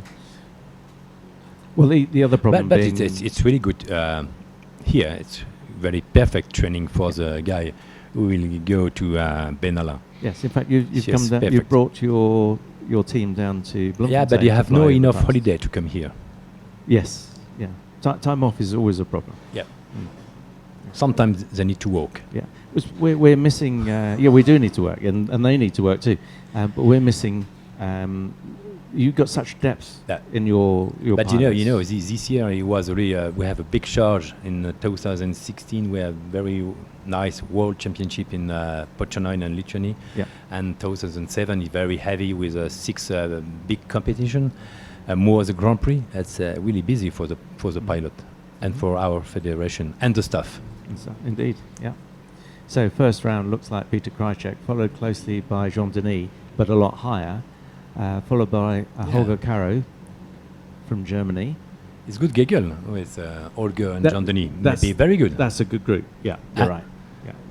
They'll cooperate. They can't talk to each other, but they'll. I they'll hope, cooperate. and they have very good. They have good feeling. So hopefully we'll pick up. 400 meter above Peter. Yeah, Peter going to the right. The average speed is a little bit growing. Yeah. Get up. Starting to gallop. Yeah. There was 95 before the first point. Now they cross above 107. Which speed do you expect on the hand? Talking to the competitors on the grid, they were talking about somewhere between 130 and 140 for the day, but it really does depend on how tricky it gets down at this second turn point. Yeah, it looked a little bit stormy on the last point, but the turn on the north part of the big stormy area is still really good. Yeah. If you look outside. Yeah, we can see just to sort of the west and southwest from where we are, Right. and it looks quite like it's Cloudy, spreading out. Yeah. Not too many gaps. But I hope they can turn just before this system. Mm. Yeah.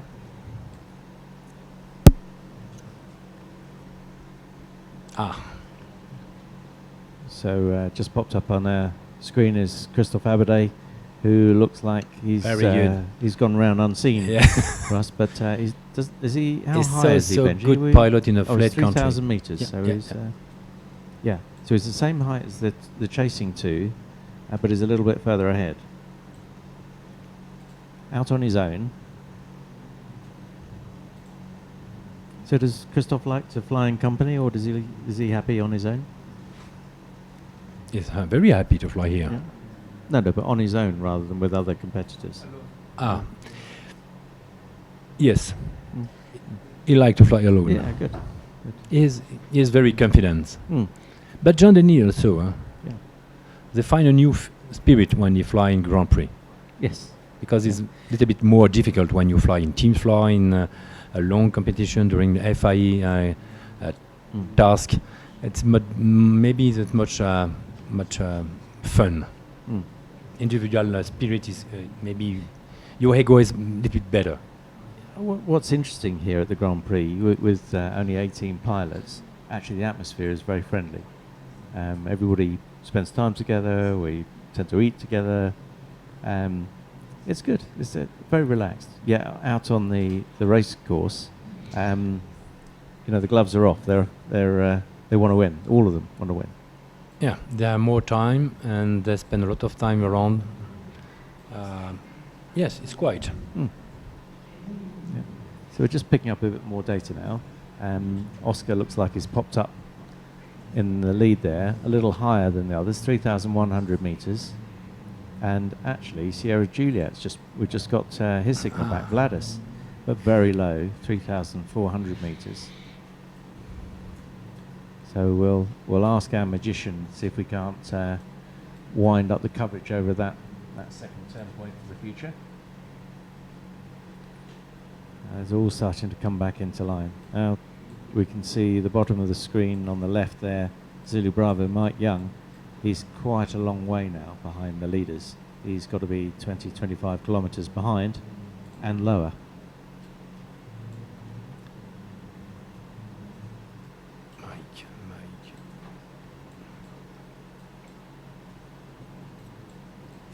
Not going to be his day. Not for you. No, no. He made a big mistake on the. He did on the first leg. Yeah. Yeah. The first giggle, he looks good with Oscar, and Yes. it's good news for the European pilot to be with Oscar. Yes. Because he know very well this area and this the feeling and the type of these clouds, the fly. We need to fly today. So Oscar now 3,000 meters. Peter Krychek is a little higher. He But, looks unseen shashing the on our clouds. screen.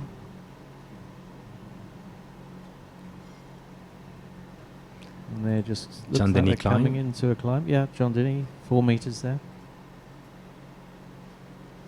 Just see if we pick the others up, whether they come and join them. Yeah, Holger Carroll. He's climbing as well. They have good lift. Jean Denis now 3,000 meters. We're just changing to a view of Jean Denis. Just on the tail of his glider in a moment. And we can see just below us, we just saw a flash of Alpha Golf.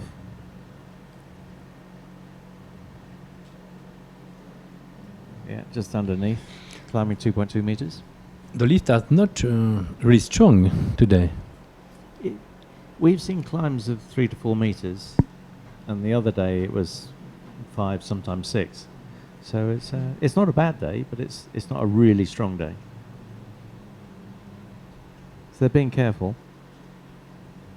They've decided that the lift isn't strong enough, so they've pushed on. So Christophe Abadet just a fraction above Jean Denis.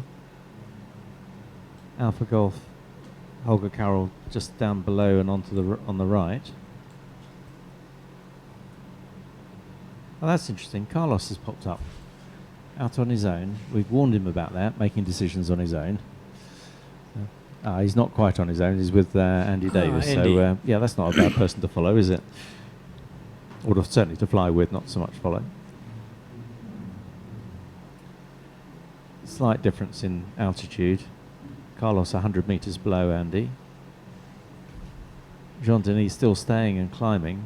He's now at 3,200 meters. Meanwhile, Oscar's left, and so's Holger Carroll. Oscar at 3,000 meters, pushing hard, flying 195 kilometers an hour. They try to go in the same way. Maybe they can see a very good lift. They converge. Yeah. They're all coming back together again. Another reset. And we've got Jan as well in Zulu Zulu, not too far away from that group. Come on, Carlos, get in there. Stop making decisions on your own and get back in there. Jean Denis, happy to make his own decision. Climbing again. 3,300 meters. Yeah.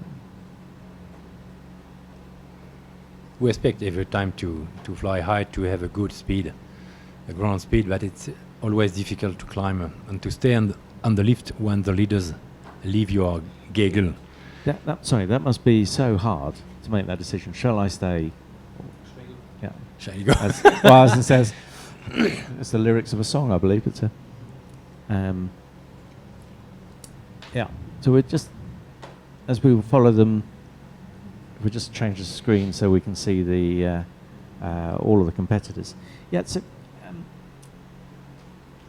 Eric, how do you coach pilots for, say, the difference between coaching them for a Grand Prix or to go and do a World Championship, which is a much longer competition? What do you do differently? As you spoke before, the Grand Prix is individual selection, so it's individual spirit. So when I come with the guys, it's I can help the guy after the fly, or just before the fly. Maybe I need to find one or two things that I think is important to the fly, but it's not really the same. It's completely different as you make as a coaching during the FAI Championship, because the FAI Championship you have so many. You have a strategic fly, you have the tactical things, because you are more. You can choose your time to leave, to take the start time. The weather can be very different. You have different option. It's different, sure. Yeah, that's good. That's good. Yeah. So you're massaging the individual spirits. And when you you know, come here. when the FAI Championship, we're still in connection with the radio between the staff and the pilot. Yes. The pilot can speak together between within the class. Yes. They can give the information about the area, the rhythm, and the clouds, and the altitude, and a few parameters. But here now it's mono frequency. When we say in front, only one frequency for the frequency. Nobody speak on the frequency, and the pilot is alone and own decision. So we need to work certainly before the task and after the task to check what it was good, what it was different, and maybe to not find the same mistake for the next task. Yeah, that's good. Meanwhile, back at the race, they've stopped and climbed again, and Oscar's left first, closely followed by Jean-Denis. Over to the left, we've got Vladis from Lithuania. He's been flying his own flight most of the day, doing very well. Christophe Abadé just leaving now. Andy Davis over on the right-hand side. We've just lost a bit of tracking data from Andy. He's not quite as high as the others. He's 400 metres below them. And Sebastian's just popped up on our screen. He's at 3,100 metres, same sort of height as Oscar. So they'll be coming back together again. So yeah, the leaders are together, very joining close. back together again. We've got, I don't quite know what's happening with Alpha Golf, but he's looks like he's flying 3 times faster than everybody else, just putting himself back in the rightful position. Yep, that's better. Now it's all settled down again. And it looks like there's a climb here. Oscar's come left. He's certainly, his altitude's going up. Hasn't quite put the full turn in yet. Big pull up. We can observe that the pilot want to climb in this area, because Andy a little bit more right, he tries some own way. Yes, 500 metres below Oscar. That's quite a big gap to make up. Oscar seems to make his glider dance in the sky here. Just sort of slows down and pulls up and then pushes over again. He uses energy.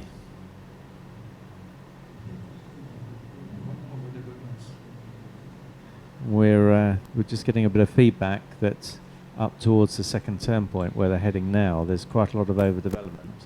So we're expecting them to slow down a little, take stock, and we might see a change of direction or a split in some of the group here. In fact, we see Andy Davis going to the right already. Oscar looks like he might have seen it as well, and he's turned right a little. But there is a difference in altitude. Vladis from Lithuania in Sierra Juliet, he's coming back in underneath Oscar, but he's 500 metres below him, 600 metres below him. Yeah, it's never comfortable looking up, is it? No. It would be a little bit nervous. Normally when I fly, that's my view. I see everybody going over the top.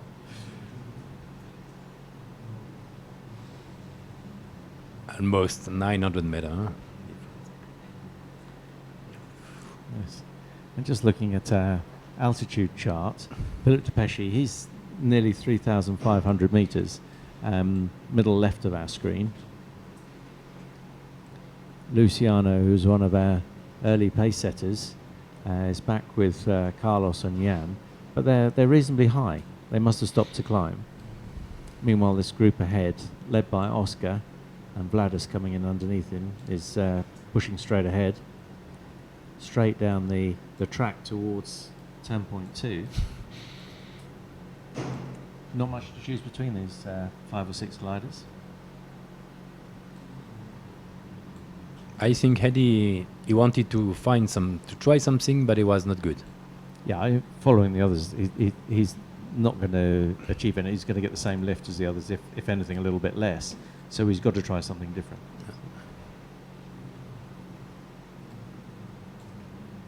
Again, double world champion. He's no stranger to this. Came second in the Worlds in Poland a couple of years ago. Loves this kind of racing. It suits his individual style. He's going to have to work today. So the 4 or 5 gliders running together now. Oscar out in front. Jean-Denis just about a kilometre behind. Sebastian Carver making sure that the others don't get away. I'm guessing that his Flam is in stealth mode because it's, again, we'll have to give him a slap. I'm going to talk to the referee about that. We don't get any direction information if somebody's in stealth mode, and that's why the glider's flying sideways. He's always playing tricks, is Sebastian. So, there's a difference of opinion here. Holger Carroll looks like he's heading right. Jean-Denis going left.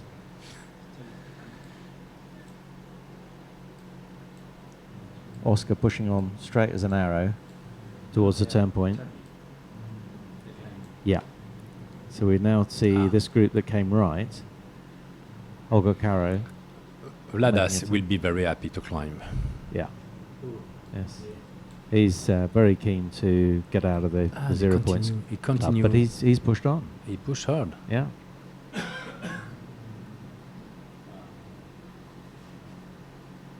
Holger Carroll now climbing 4 meters. Christophe Abadet also climbing at 4 meters. But and then pushing on again. So just a quick top up. Brian's just popped in. Have we got any news from out the window? Yeah, it's a little bit overdeveloped out to the west, Sean, but I think that they're going to be okay to get into that turning point. And I just came in to catch up with what's happening, Eric. Who's winning? Yes. Where are the French guys there? Are they up in the front pack, Eric? Yeah, they'd like to be there. Yeah, it's good. Just say thank you very much to Eric. Yeah, the weather looks okay. There's some overdevelopment to the west, but it should be beyond the turning point. Coming back here at the moment looks absolutely terrific. If the weather stays like this, we'll see them home in very quick time with high speed on the flight again. Average speed at the moment 120 kph. So we'll expect that to rise a little as they come back. They'll be coming back downwind. That's right, downwind and the final glide. Yep. Yeah. The final glide accounts for quite a lot of this flight. That'll push the chief speed over the entire race up a little bit. And of course the downwind leg means another 10-15 kilometers an hour. So out in front, Oscar. Just coming right a little. Looks like Jean-Denis has just taken a turn, just to top up. Same sort of altitude as Oscar, but Oscar now 1.5, 2 kilometers ahead. So it looks like they're operating at good altitudes. That means they're running fast under the clouds. What sort of speeds are they flying at today? We've seen they've been around the 200 mark. Yeah, so that's means they're getting 3 meter climbs. 200's about the optimum speed for 18-meter gliders.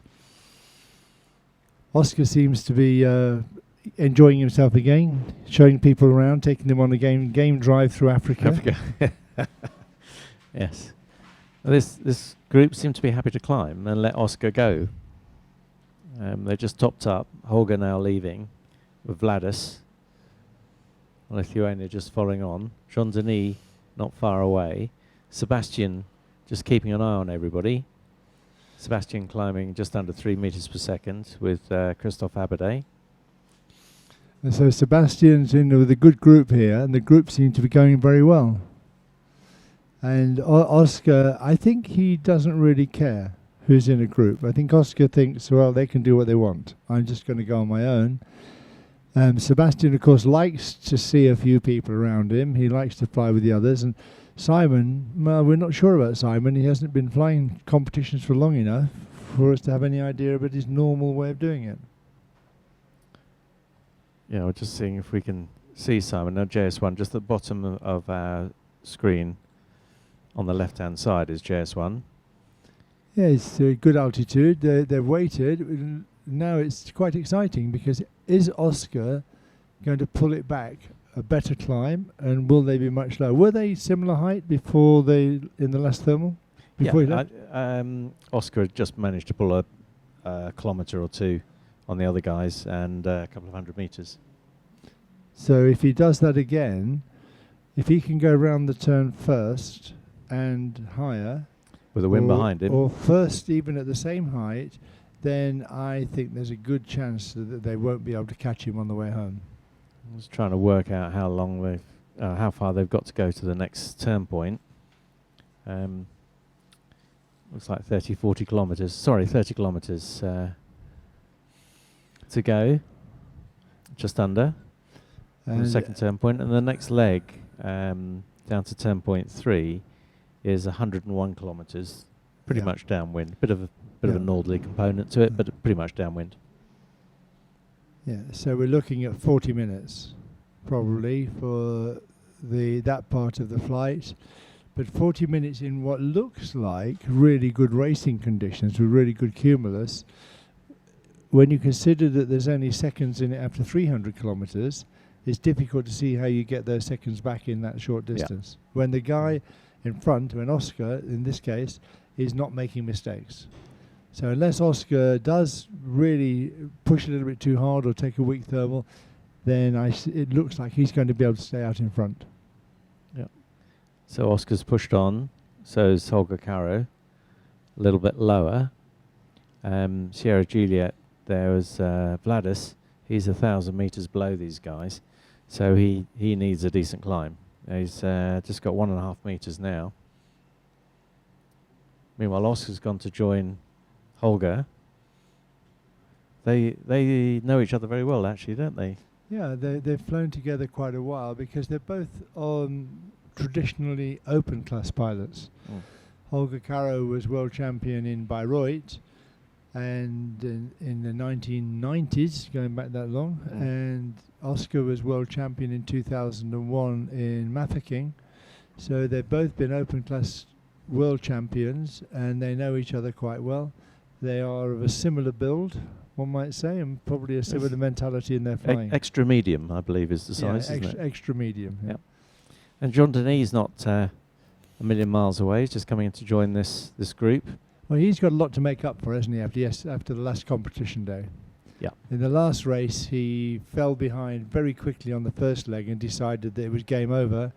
It was like having a puncture in Formula One, and his car didn't work properly, so he thought you might as well go back to the pits and get ready for the next race. Yeah. Jean Denis currently on 8 points. If he were to get in the top 2 or 3, that will bring him back up with the rest of the group on 15 points. Yeah, it's a mountain to climb, but if he could do really well today, then he's starting to climb back up there. And this has been interesting. Sebastian, unseen to us, has been climbing, and he's up at 3,470 metres, with Jan following close behind. He's heading straight towards that group, and he's going to arrive at the same kind of altitude. So he's where he said he wanted to be, coming into the last leg, in amongst the leading gaggle, at the same sort of altitude. They're almost exactly the same altitude. Sebastian will get a bit more altitude with his speed. Oh, he's not going to stop. Well, this could be fun because if Sebastian's out in front now, it's a chance for the others to use him for a little while, and we'll see if they go a different direction or if they just follow the same route. Yep. It's good conditions there. They're running down good cloud street. They're running very fast, and they're not losing height very quickly. In fact, some of the time they're gaining height. So they've got really good energy line, which will allow them to make very fast progress up the last 20-odd kilometres to that turning point. 3,600 metres, that's not bad. Yeah, it's pretty good. The average speed, though, has dropped from 120 to about 112. Probably just that last climb. Just the last climb, and the fact the climb's taken on the into-wind leg, so they will have lost a few kilometres whilst they've been climbing. See Romeo Zulu sneaking along there to the right. He's quite high, so he's in touch. He's not far out of the game. Where's our other top few pilots? What's happened to Mike Young and Andy Davis? Have they fallen behind? Mike made a mistake on the first leg and is playing catch up. Andy Davis is in the back of the group here, along with Luciano. Andy Davis at currently at 3,300 meters, so he's got the right sort of altitude, but he's 10k behind the leaders. Yeah, and we can see that he's with Philippe. Philippe will be very pleased. He's up there with them in his Ventus. And Luciano, he hasn't been having a lot of fun this competition, having to miss the really good day with a problem with his air brakes. But he deserves a really good flight. He's come a long way. It was Luciano with the air brakes, wasn't it? Yeah, with Luciano. So his glider's been fixed. He's back flying again, and he's going to be very happy to be with a group of really good pilots here. So out in front, Sebastian Carver being chased down by Oscar from South Africa. Wildcard entry. Holger Caro close behind with Jean Denis and Christophe Abadet.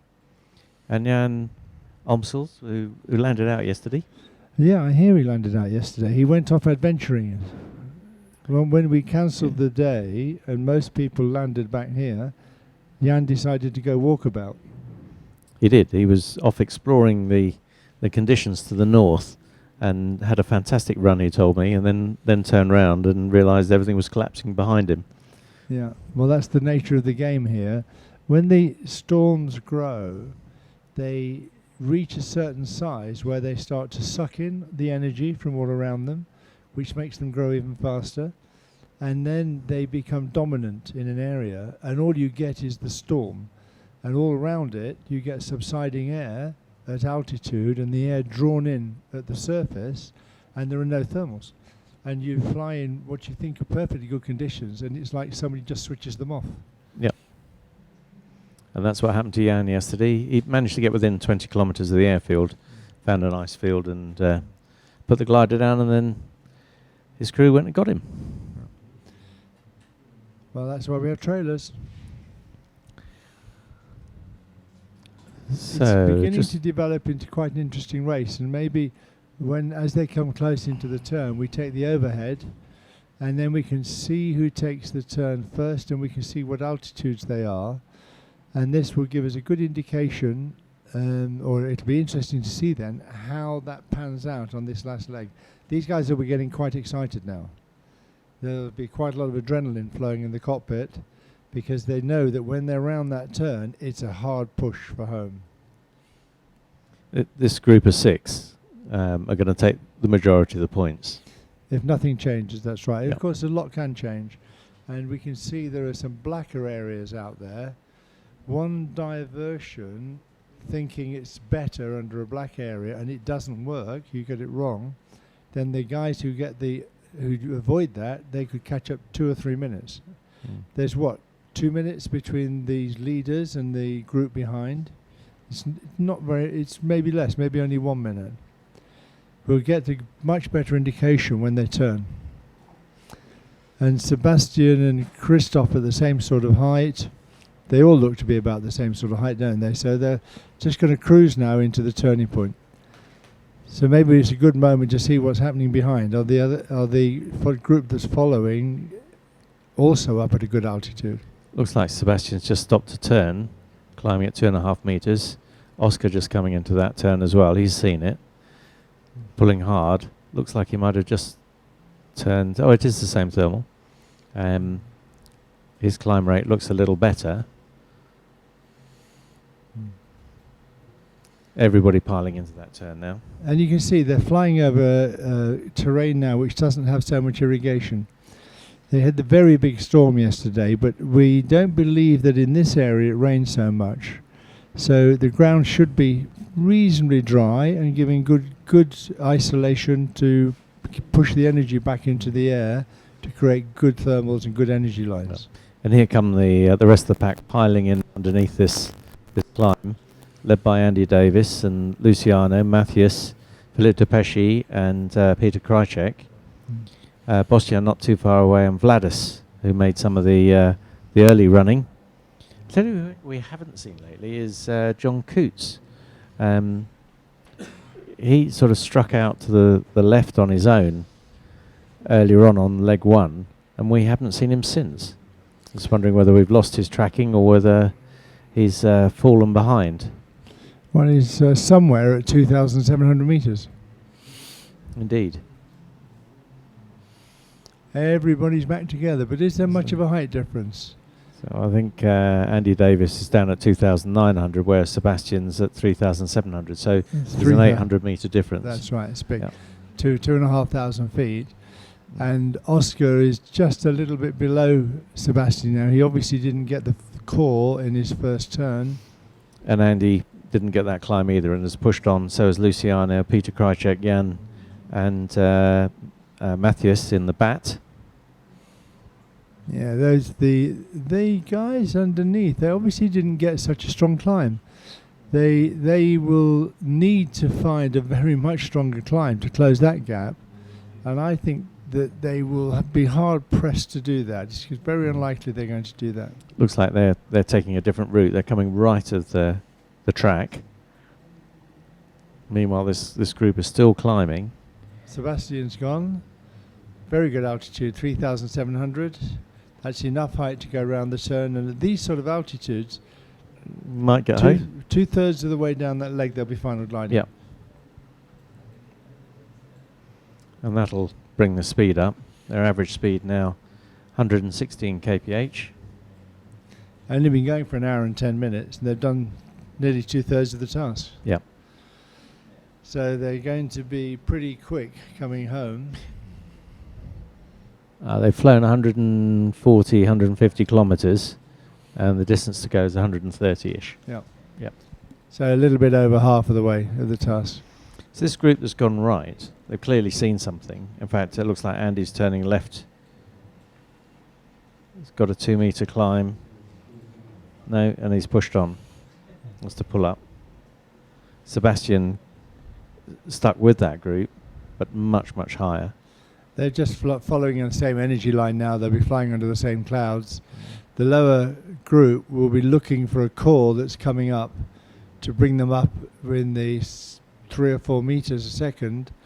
They're not going to catch up with the sailplanes above them unless they get some stronger lift. So absolutely no point in taking turns in 2 meters or 2.5 meters. They've got to find 3.5, 4 meters. And Sebastian at 3,800 meters suddenly found a 5 meter climb, and he's now just under the 4,000 meter mark. Yeah. So Cloudbase has gone up a long way. It has, and that doesn't help to close the gap at all, does it? It actually extends the lead, extends Sebastian's lead a little bit at this stage. Oscar's 600 feet, 500 feet below him. It looks like Sebastian's left. Just watching Oscar take a turn and see whether or not he leaves after this turn. Certainly climbing quickly. That's a lovely view now, Ben. We can see them running into the turning point now. John Denis left a little earlier, but is not as high. John Denis with 7.5 kilometres to run. And 500 feet lower than Sebastian. 500 feet isn't much. It's easy to get back if you fly through just the right part of the cloud. When you come under some of these nice cumulus, you head for the part you think is going to be giving you the strongest lift. But if you just don't quite hit it correctly and you go to one side, another guy flying alongside you who does hit it correctly can get 500 feet back, get nearly 200 meters back. And so Sebastian, whilst he's ahead, it's not enough to say that this is going to be definitive. There's still plenty of change that we'll see in the next 15 or 20 minutes. There's a difference of opinion here. Jean Denis going left and Sebastian, who's tracking, we've just lost, going right, and Oscar following Sebastian. Holger Caro not far behind Oscar, and Christophe Abadet deciding to go right rather than following his compatriot Jean Denis. It would be very good for Christophe and Jean-Denis to have a really good day today. After they had such a poor day yesterday, they'll be very much happier to be in the points today. And if they stay with this group, this group should be able to work together to fly the remaining 100 kilometers efficiently enough that the other guys can't catch them up. Just watching to see what's happening here. Oscar, having gone right, is now had enough of that. He's heading straight for the turn point. Jean-Denis now hammer down, going for the turn. Holger Caro equally pushing hard. Oscar now flying 260 kph. That's really going. Yeah. They're up at cloud base though, aren't they? He's close to cloud base, and so he'll be pushing the speed up through the lift rather than slowing down. Because when you're much lower and you're below the cloud base, you want to gain the altitude by slowing down, but once you get high, you can convert that energy into speed and just keep pushing the speed up as you get near to the cloud base. So Jean-Denis first round the turn, closely followed by Oscar and Holger Caro. We believe that Sebastian will be in there somewhere, but we've lost a bit of data from him. And Holger will have turned, it's just that there's a hole in the data from Oscar which won't have shown him going to the into the beer can that he must enter. He must enter the 500 meter radius from the turning point to be marked as having turned it, and you can be fairly certain he's done that. So those 3 or possibly 4 gliders now through the turn, pushing hard for home. This leg down towards 10.3 Boscop is 101 kilometres, and from there they head south a little leg of 13 kilometres and then 8 kilometres back to the airfield. It's just to bring them round back into wind to finish across the finish line here at the Poch Club.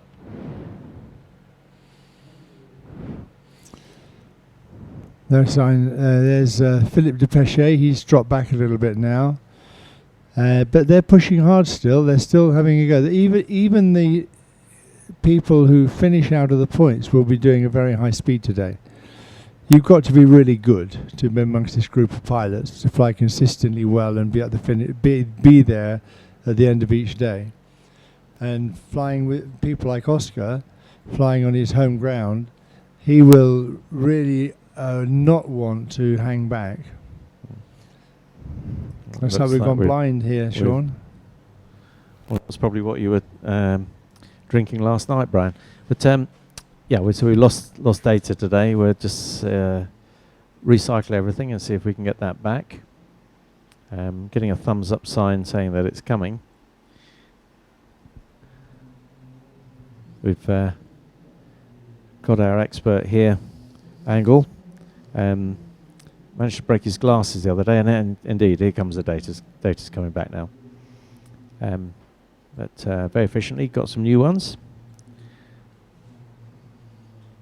So out in front, according to our tracking, is Jean-Denis and Holger Caro. We know Oscar and Sebastian are in there somewhere. Peter Krychek's been round the turn. Just slowly getting some data back now. Andy Davis back at 3,700 meters. Put a little further back. And Peter Krychek there in Romeo Zulu, 3,400 meters. See if we can change the screen and have a bit more of a view. Just coming to you now. So we've lost Oscar and Sebastian, but we're pretty sure they're with Jean-Denis and Holger Caro. The 4 of them will be together along with Sebastian. And Sebastian will probably be just a little bit in front, I would think, at this stage. We see everybody else coming to the turn, but we should pick up all the data again as they come back up to a better antenna. Mike Young seems to be having a sightseeing day. Yeah. That mistake on the first leg. Yeah, I think he went out in a front. little bit too hard on that first few minutes. And of course, once you get behind in this sort of race, you get demoralised because you know how difficult it is going to be to catch up again. There's no extra power you can get out of the engine. You've just got to use the energy, and all the front pilots will be using the available energy really efficiently, and you can't do any more than that. All you can do is the same thing, is use it as efficiently as possible. So you're really hoping they're going to make a mistake. So just to recap, the weather here is starting to get overdeveloped at that second turn point, and they'll be rushing to get away from it and coming back down towards the complex of 2 turns before the finish. Little chicane almost. We've got a better view coming towards you any second now. We've got Oscar's tracking data back. He's slightly to the left of Jean-Denis and Holger Caro. So Oscar flying 110 kph, just over 3,100 meters. Jean-Denis off his right wing, Holger Caro just behind, and Christophe Abadé right in there.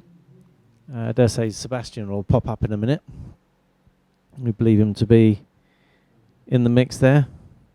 Christophe now flying 260 kph. Seems a little fast. It's just an area of sink he's going through, 3,100 meters. And Peter Krajicek just trying to stay in touch with this group. Peter flying 190 kph, big pull up, 7 meters. Not far behind Andy Davis and Bostian from Slovenia. Sponsored by Soaring XX. Nice clothing they produce, and some good ground handling kit, wing wheels and tow out bars and stuff like that. All made locally in Slovenia. So Sean, the weather situation has developed pretty much as we expected. To the south and southeast of Potchefstroom we have big overdevelopment with lots of rain. And to the southwest of us we have some small thunderstorms brewing, but none of this should affect the task area.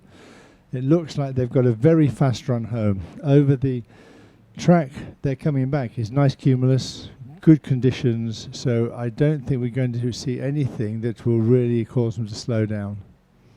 In fact, well, we haven't seen them stop yet. Got a good view coming to us shortly. We can see Oscar out in front, followed by Holger Caro, Jean-Denis and Christophe Abadé. And we're pretty sure in there somewhere is Sebastian Carver. Yeah, I wonder why Sebastian's track has gone down when he got in front.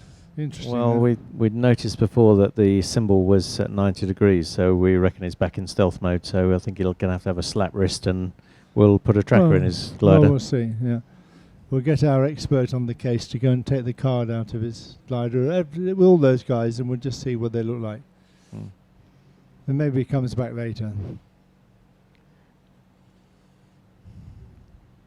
They're coming back towards the track line now. So they've been off to the right, run under some clouds, picked up a line of energy, because they still haven't stopped. 72k to go to the next turn. No, they're going to be home really quickly. How high are we? We're up at 2,800. They need a bit of a climb on the way back. They need a few hundred meters somewhere. But they can pull back quite a lot just by following under the right parts of the cloud to get the right amount of energy.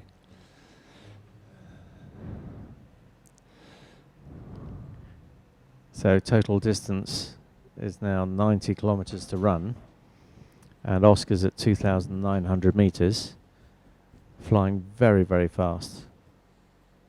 Looks like he might have just pulled into a turn, climbing at 4 or 5 meters. So if we look at the final glide calculator bench, see how much they're short. We've got to go around 2 turning points yet, of course. This is true, but they're very close together.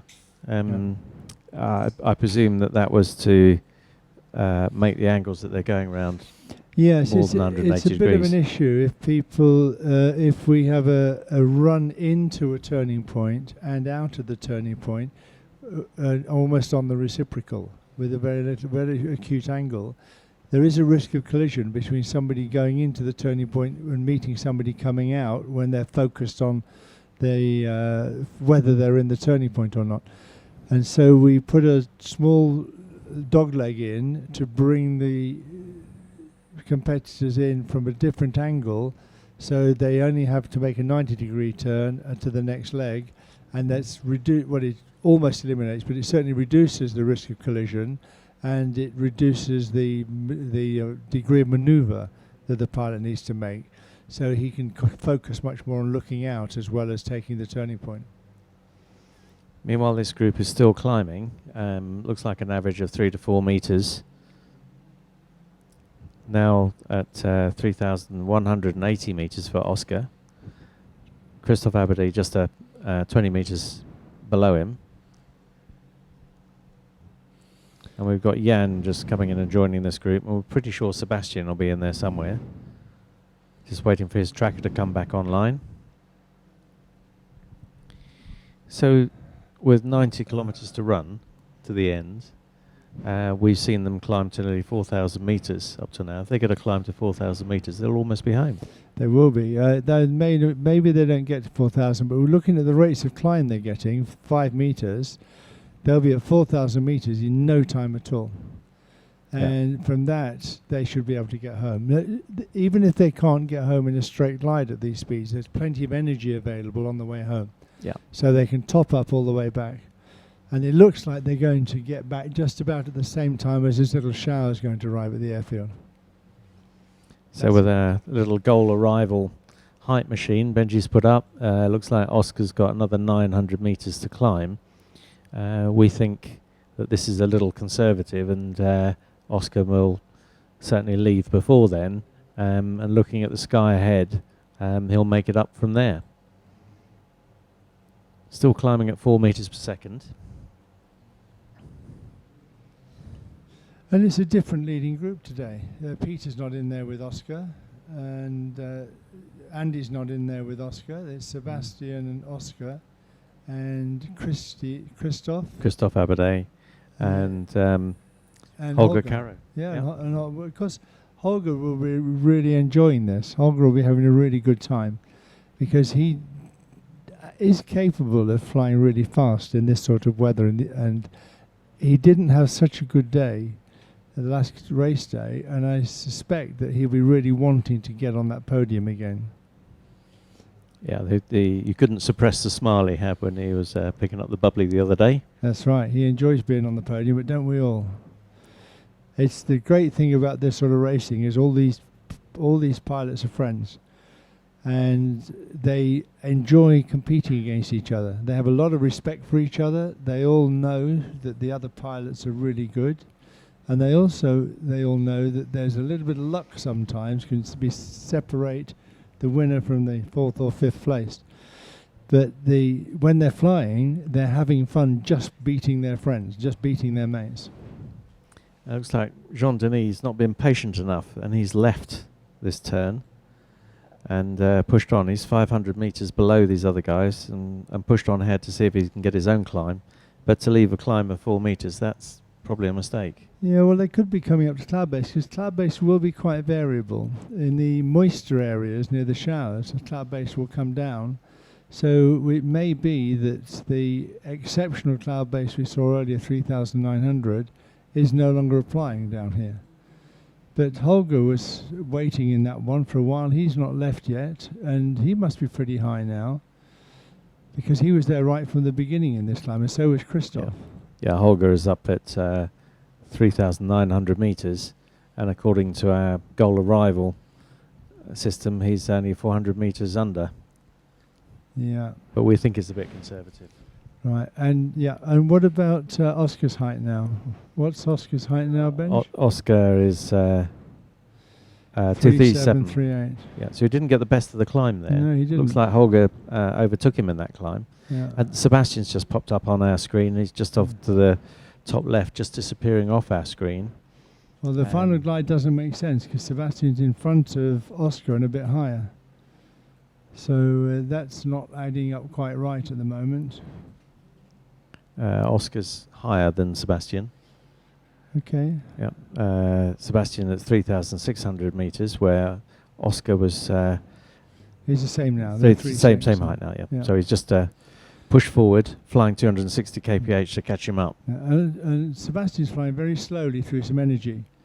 He looks like maybe we're just losing his data again. He's really slowed down there. Luciano's with them. It's popped up in the middle. He's popped up all of a sudden. So Luciano's doing well, and Luciano's 600 meters below. Yeah, a long way down. And he's going to find it hard to get that back. It's going to be pretty close at the finish here. They're all going to be within a minute or so. Yeah, there's going to be a lot of gliders coming in together.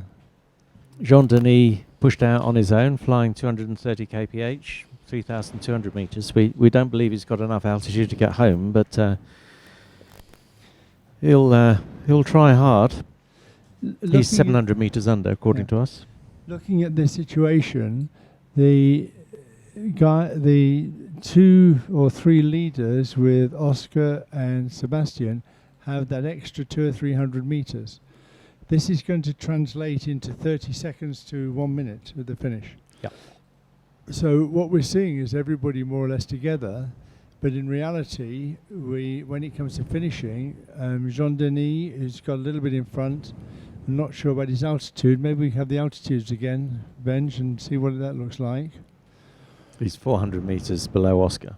Yeah, so Jean-Denis needs to climb again a little bit. He needs to get back up, whereas Oscar and Sebastian have got the altitude to keep pushing.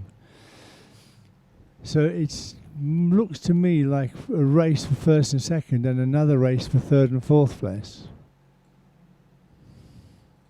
Andy will be scooting along trying to catch up, along with Luciano. And Bosjan's, he's making a real good game. He's having a good day. Yeah, he's desperately trying to get a few more points. And Peter Krajcek out to the side there. He's doing pretty good. So on the goal arrival system, we've got Sebastian in front, closely followed by Christophe Abadé, Holger Caro and Oscar. Nothing to choose between them. And Jean-Denis a little bit lower, 200 meters below. Yeah, it's how far to go have we got now, Sean? About 40 kilometers, 50 kilometers? 50 kilometers to go, yeah. 50 kilometers, yeah, on this leg. And then there's 2 little legs, that's another... Yeah, 21k after this so 70 turnpoint. kilometers to go. Yeah, so there's a great picture of turnpoint 3 where they chink right and then up to the checkpoint, which is 8 kilometers here behind the clubhouse, and then back across the finish line. Average speed's now climbed to 127 kph.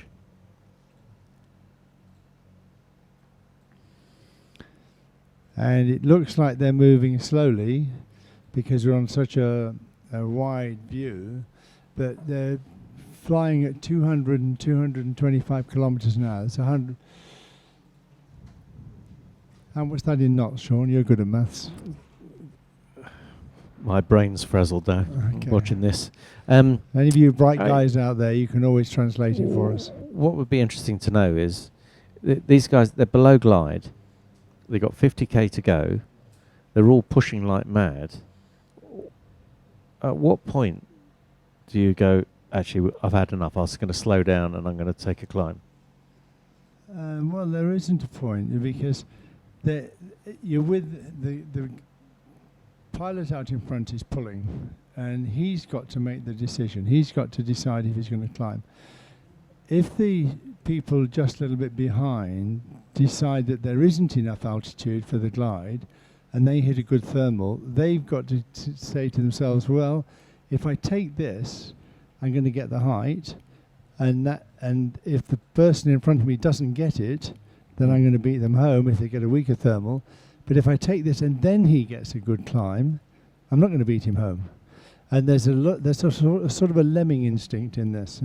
You really want to stop and climb, but you really don't want to lose contact Yep. with the chap in front. So there's a tendency to keep pushing and pushing and pushing. And it's where mistakes can easily be made, where you get a little bit too low and a little bit too close, and then you have to take something. Whereas the people behind stopped earlier when it was stronger, and then they come cruising overhead. So it's not over until you've actually got the altitude you need and you can see that you've got the goal coming home. Jean-Denis just flying through a bit of lift, nice pull up there, gains himself another couple of 100 meters and then pushing on ahead. The group behind have turned right of track just to try and get a better line of energy. They're almost ignoring Jean-Denis now. They're just flying their own flight. They're 200 or 300 meters above him, and deciding that he's not in the picture. Well, we won't rule him out just yet. Oscar just turning a little bit further right than the others, just trying to edge them across to a better cloud. Oscar pulling up now. Nice pull up. Will he turn? Will he just convert that into altitude there? 3,362 meters, and then pushing on. Coming very close to having a glide now. Sebastian's data seems to consistently suggest he needs more height, so I don't quite understand why that's the case. Because they're together and at the same height. Our ready reckoner looks like Holger Carroll just 100 meters required, whereas Sebastian's nearly 175. Yeah, but they'll bump that back. They'll bump that back easily on this glide. As they come back, they can gain 150 meters just by slowing down in the good energy, pulling up a little bit in the rising air, and 100 meters. Well, you've got to get it at some stage. But if the sky's ahead, it looks good to them, and it should do. Yep. Looks really nice cumulus. They should be able to get that back. And I know René's just had a quick look outside. Have we got any overdevelopment or any showers on the last leg? Just. We're looking like on the track, it looks like cumulus, doesn't it, René? Just checking Yes, out the picture. Jean-Denis with 33 kilometers to the next turn point. Yeah, René, tell us what the weather's doing outside. Okay, I was looking outside to the south, and there is very strong showers, raining, but we're not there. And the west looks just fine. Very nice line of cumulus. So should be no problem coming here. Okay, that's good news. So Jean-Denis out on his own to the left of track, and the rest of this group on the right-hand side of the track, bouncing along together. Jean-Denis with 32 kilometers to go, and the chasing group led by Oscar with 33 kilometers to go. But Jean-Denis got 500 meters less, so he's effectively lost 3 or 4 kilometers with that. And that means he will almost certainly have to get a little bit more height. And he'll need to find a good climb or a very nice run, which allows him to follow energy coming back. Sebastian and Christophe are running neck and neck, and they'll be looking at each other now. They'll be looking at each other and working it out, saying, well, okay, I don't need to push yet. I don't need to get in front of you just yet. I just need to stay together and try to get a little bit more altitude for the turn. If Oscar can be above Sebastian when they turn, he can use that little bit of altitude to overtake him on the last few 100 meters coming in. Looks like Jean-Denis has made a mistake going out to the left, splitting with the group rather than staying with them. He's now 500 meters under glide and definitely needs a climb. Meanwhile, Sebastian and Oscar pushing hard, followed by Christophe Abadet in third place. Fourth place, Holger Carroll. Holger with, I thought he had a fraction more height. No, he's same sort of altitude as the other guys. Jan's in there in Zulu Zulu, and Romeo Zulu is Peter Krajcek. Just trying to get a view so we can see the distance of the turn. There'll be a lot of sweaty palms in the gliders now. They'll be really pushing, and they can see the turning point, They know that they're just a fraction short of the height they need. They need to top up that energy on the way back, and nobody will want to stop. Nobody will want to make a turn now, because it's the end. You'll be out the points if you make one single turn at this point. These guys now flying 230 kph on average, with Christophe Abadet and Oscar just trading places at 25 kilometers to run. This is going to be a very exciting This will be finish. very exciting. You've got 6 gliders within a kilometre of each other, all at about the same height. So who can fly the most efficiently? There's a great picture from Benji in the silent wing system here. Is it just going to roll off the end of the screen, and we'll just change that? You're getting too good at this, Benji. Yeah, and it's looking like we've got Christophe really showing them. He's not holding back at all, is he? He's not allowing himself the luxury of sitting back and watching. That's a great view, Benj. We just hold it on, trying to keep them there, and we can just see, oh, look, somebody's made a turn. John Denis lower. Yeah, he's too low. So yeah, he needs has to come climb. back up. Yeah. And you'll see now how much these 2 or 3 turns will cost him in terms of time. Yeah. He'll be nearly a minute behind the others by the time he's come up to final glide. These guys are really pushing hard now. 240, 250 kph.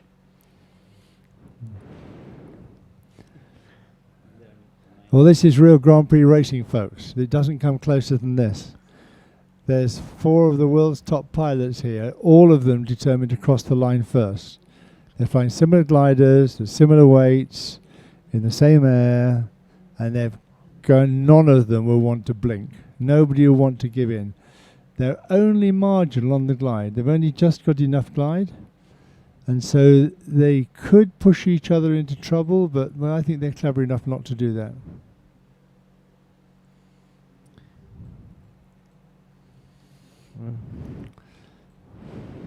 Just a little hiccup there. We've got Christophe Abadet and Sebastian and Oscar neck and neck at the moment. Holger Caro just holding station, Do we maybe think 200 meters behind. Yeah, well, Holger is a fraction lower, look. He's 100 meters lower, so he can't overtake. He's going to have to see if one of them gets more energy. Christoph's blinked. Christoph's blink, are they all going to go with him? Everybody knows they need a few more meters. Oh, he's just taking a little less turn under the cloud just to try and top up. But no climb rate. It'll come up, I'm sure. They're just diverting a little underneath the cumulus to try to get back what they're short of. If they don't, they're going to be in trouble in the last few kilometers, and that's not a good place to be in trouble. If anybody finishes low here, they're going to get time penalties, and with everybody finishing so close together, they're going to be throwing away points. Absolutely, yeah. Nobody can afford a time penalty either. And we see Jean Denis come back up to the same sort of height now. So he's come back up a little bit, and we've even got some of the followers are coming in at a similar sort of height, but it's very unlikely they'll catch up now. So They've with come way off to the right of track now. Oh, maybe you moved it. That's it, okay. Sorry, way to the left of track. Following a line of energy, following a cloud street. I think they'll be okay for altitude now. The distance to go to the turn is probably only 10 or 15k, makes it 30k overall. yeah, 34 kilometers total. Yeah, and that gives them 1,000 meters above the airfield, so they should be okay now. What's that delay, Ben? 2 minutes. 2 minutes delay. Yeah. Yes. So Brian's going to head outside, and I'm we'll going to go and do my job on the runway and make sure that they all land in the right direction at the right time and not on top of each other. So you're going to miss the finish. I don't want to miss it. It looks very exciting here. It looks like this is one of the great things about Grand Prix racing, is that you push and push and push. You work really hard for 2 hours, and it comes down to the last couple of kilometres. But isn't that sport? It Sports is. like that. It is, Isn't it the yeah. same when Yeah. Man United go and win in the last, extra time over Bayern Munich and get the European Cup? Doesn't it just break your heart? Absolutely no idea what you're talking about. Those that was with the round ball, isn't it? Yeah, that's the round sport, ball. Yeah, Yeah. yeah. And it's just what's fantastic about sport, that it's watching people do their best and trying to get a result that's better than the other people, and doing everything they can to achieve that. So Christoph just edging ahead now from Sebastian. Oscar close on their heels. Holger Carroll just holding station just a fraction behind and 50 metres or so below.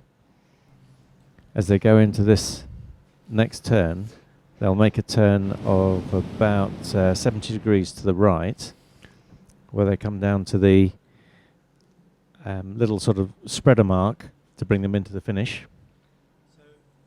Enjoy the finish, folks, on the screen, and we'll let you know as soon as we can exactly what it looks like out here.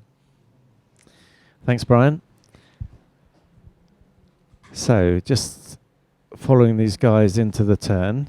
2 kilometres to go, yeah, and Rene's off as well, so we're going to be, it's just Benj and myself really left here. Oh, sorry, and Angle, that's Angle's been doing all the work with the electronic wizardry.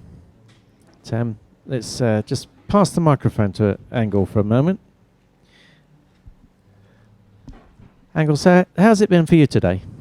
I'm feeling a little bit better. I have a little of bronchitis, fighting that, but there is so much excitement that will cure all my disease. That is for sure. Good. So Christoph Abade first around the turn, followed by Sebastian. Oscar hot on their heels. Holger Caro just behind them. Sebastian now flying at 280 kilometers an hour. Christoph Abade flying at nearly 300 kilometers an hour. I wonder if Ace knows that they're flying their gliders close to VNE, or actually just a fraction above. And they've got a 10% margin of error that they're using all of it, I think. They're certainly not hanging about. Just running down to this next turn point. This is a very short leg. It's only 13 kilometers. So we're not expecting anybody to climb. They're just managing the energy. The finish altitude is 1,463 meters. So they've got to be very, very careful to be above that as they come across the finish line. So looking at the picture in front of you, what they're doing is going up to the top of the screen and then turning hard right and back across towards the finish line, which you can just see behind the main start line there with the Land Rover images across it. Peter Krajcek now in 5th place. He's going around the turn. Luciano and in Sierra, I just can't see who's behind underneath that label. It might be Jan actually in Zulu Zulu. And then Jean-Denis Barrault, who was doing so well earlier on and then just decided to go out on the left on his own, lost 500 meters, and now he's back of the points. Andy Davis with a bit more height is going to take that position off Jean-Denis, so he's not going to be a happy camper when we get back. Meanwhile, out in front, Christoph Abade pushing really, really hard, and Oscar and Sebastian, nothing to choose between them. Almost VNE, correct, Sean? Indeed, yeah, 286 kph. So Cannot go faster than that. they are very, very close together. So this turn will be really interesting. It's more than 90 degrees, probably something like 120, 130 degrees.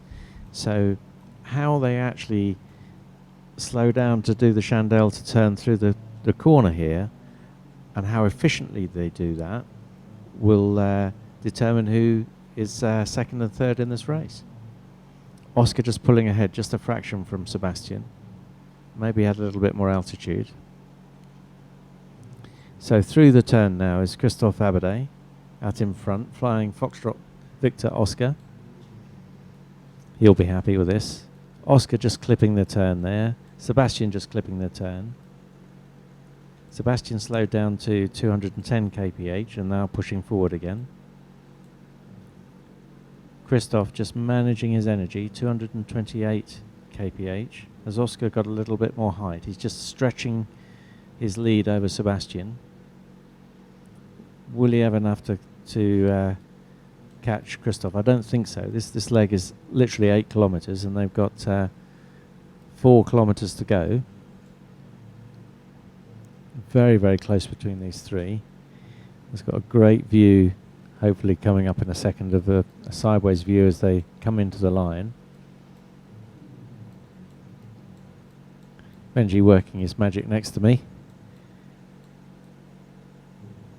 Just changing the view slightly so we can now see the finish line. So it looks like Christoph Abade, closely followed by Oscar, and in third place is Sebastian Carver, all flying now 190 kph. So they've slowed down a fair bit, just now correcting to get their altitude right as they come across the line. And remember, the altitude they need to be above is 1,463 meters. So Christoph now at 1,432 according to the tracker, but it's there's a room for error there, so we'll see if he slows down just before the end. He's not supposed to pull up, he's supposed to have a descending glide path. Oscar very slowly catching him, but he won't do it before the finish line. And first across the line is Christoph. Fantastic. Fantastic indeed. And second It's looks amazing. like Oscar. Again, we need to make sure that Oscar's altitude is higher than 1,463. Sebastian is 1,434 at the moment. So second is Oscar. That'll keep him in the lead. Sebastian in third place, assuming there are no penalties. Yeah, his altitude 1,449 now. Oh, it's a little bit tight. Very, very close. Just pulling up a little at the end. So we'll have to get our scorer to check all of this. Closely followed by Holger Caro, who looks a little bit higher. And we can see them then making a good turn and then landing to the north on 03, the same direction as they took off. So our first four, according to us, is Christoph Abade, Oscar Hudrian from South Africa. In third place, we have Sebastian Kawa from Poland. And in fourth place, Holger Caro from Germany. Now the battle for fifth. Very close now. Peter Krajcek, Luciano from Italy, and Jan Olmsel from Germany. Too close to call, really. Peter just going to take it there. He's got to be careful of his altitude. So has Luciano and Jan.